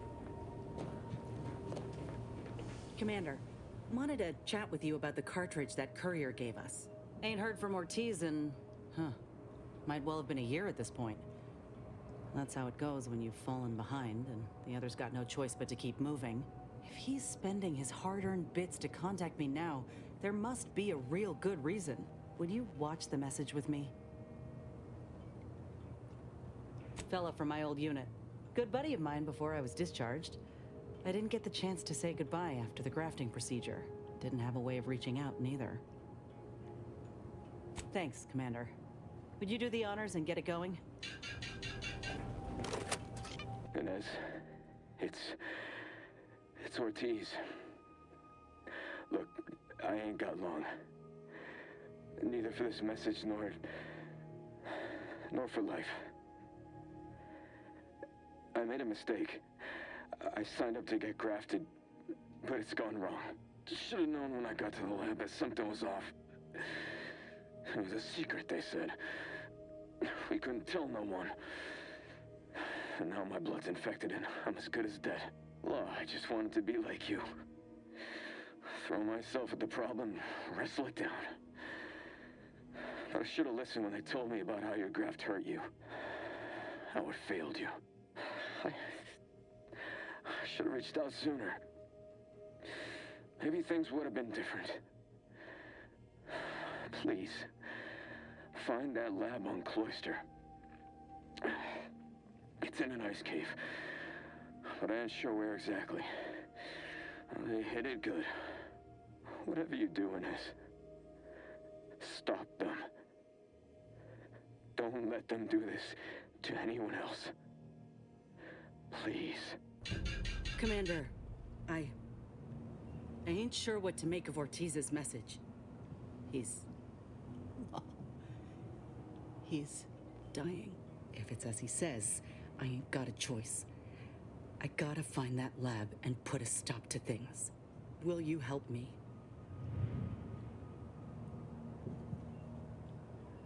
Thank you, Commander. Now we just need to find those ice caves on Cloister. We keep our lamps lit, we ought to find the lab without much of a fuss. I hope.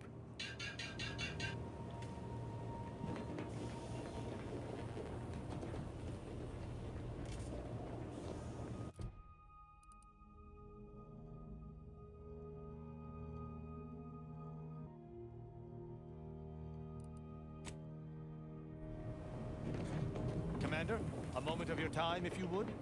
Commander, I'm glad I managed to intercept you before we left. There's something of utmost importance I wish to discuss. Relax, Commander. You are not under my authority to judge. Though if you were, that phrase alone would have certainly seen you hauled off to mental refreshment. I received a message from a close friend of mine, Virgil. He was my co-protege under the Supreme Arbiter. His message claimed he had information relevant to the Supreme Arbiter's death. He wishes to meet with me at the Vox Relay on Paradise Island. You asked before, and I did not mention it. But with Virgil's message, I now must warn you. Our greatest suspect in the Supreme Arbiter's murder is the Protectorate's consul. Our mentor always disdained him thoroughly, and he our mentor. If anyone would have had reason to slay her, it would have been him. But we have needed evidence. Evidence that I believe Virgil now possesses. I would gladly give my life for his without hesitation, and he for mine. We are brothers beyond blood. It has been some time since the two of us last crossed paths. But little shall have changed between us. Of this, I have no doubt. If there is one person throughout all of Arcadia who I can presently trust, it is Virgil. He too seeks the perpetrator of the Supreme Arbiter's death, and he too supports the Sovereign over all else. And that's without mentioning our lifelong friendship. It was actually his suggestion we divide and conquer. As our operational philosophies differ ever so slightly, this seemed a good plan. Virgil often prefers to watch rather than act, and was often lenient with sentencing where I was not. This behavior was often criticized by the Supreme Arbiter, but there have been occasional rare instances where treating a subject with mercy ultimately resulted in better behavior. It is a novel, albeit strange, philosophy. Very good. I hope we shall see him at your earliest convenience. I feel this shall most certainly set our investigation into motion.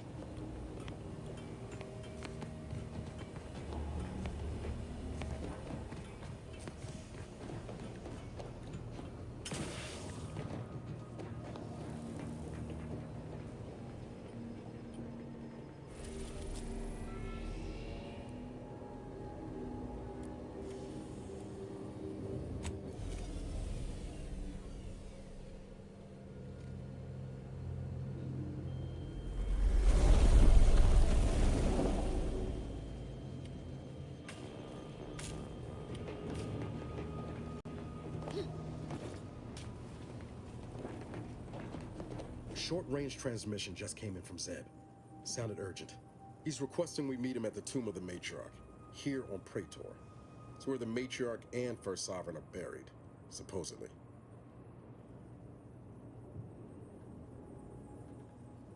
It's the Protectorate, Commander.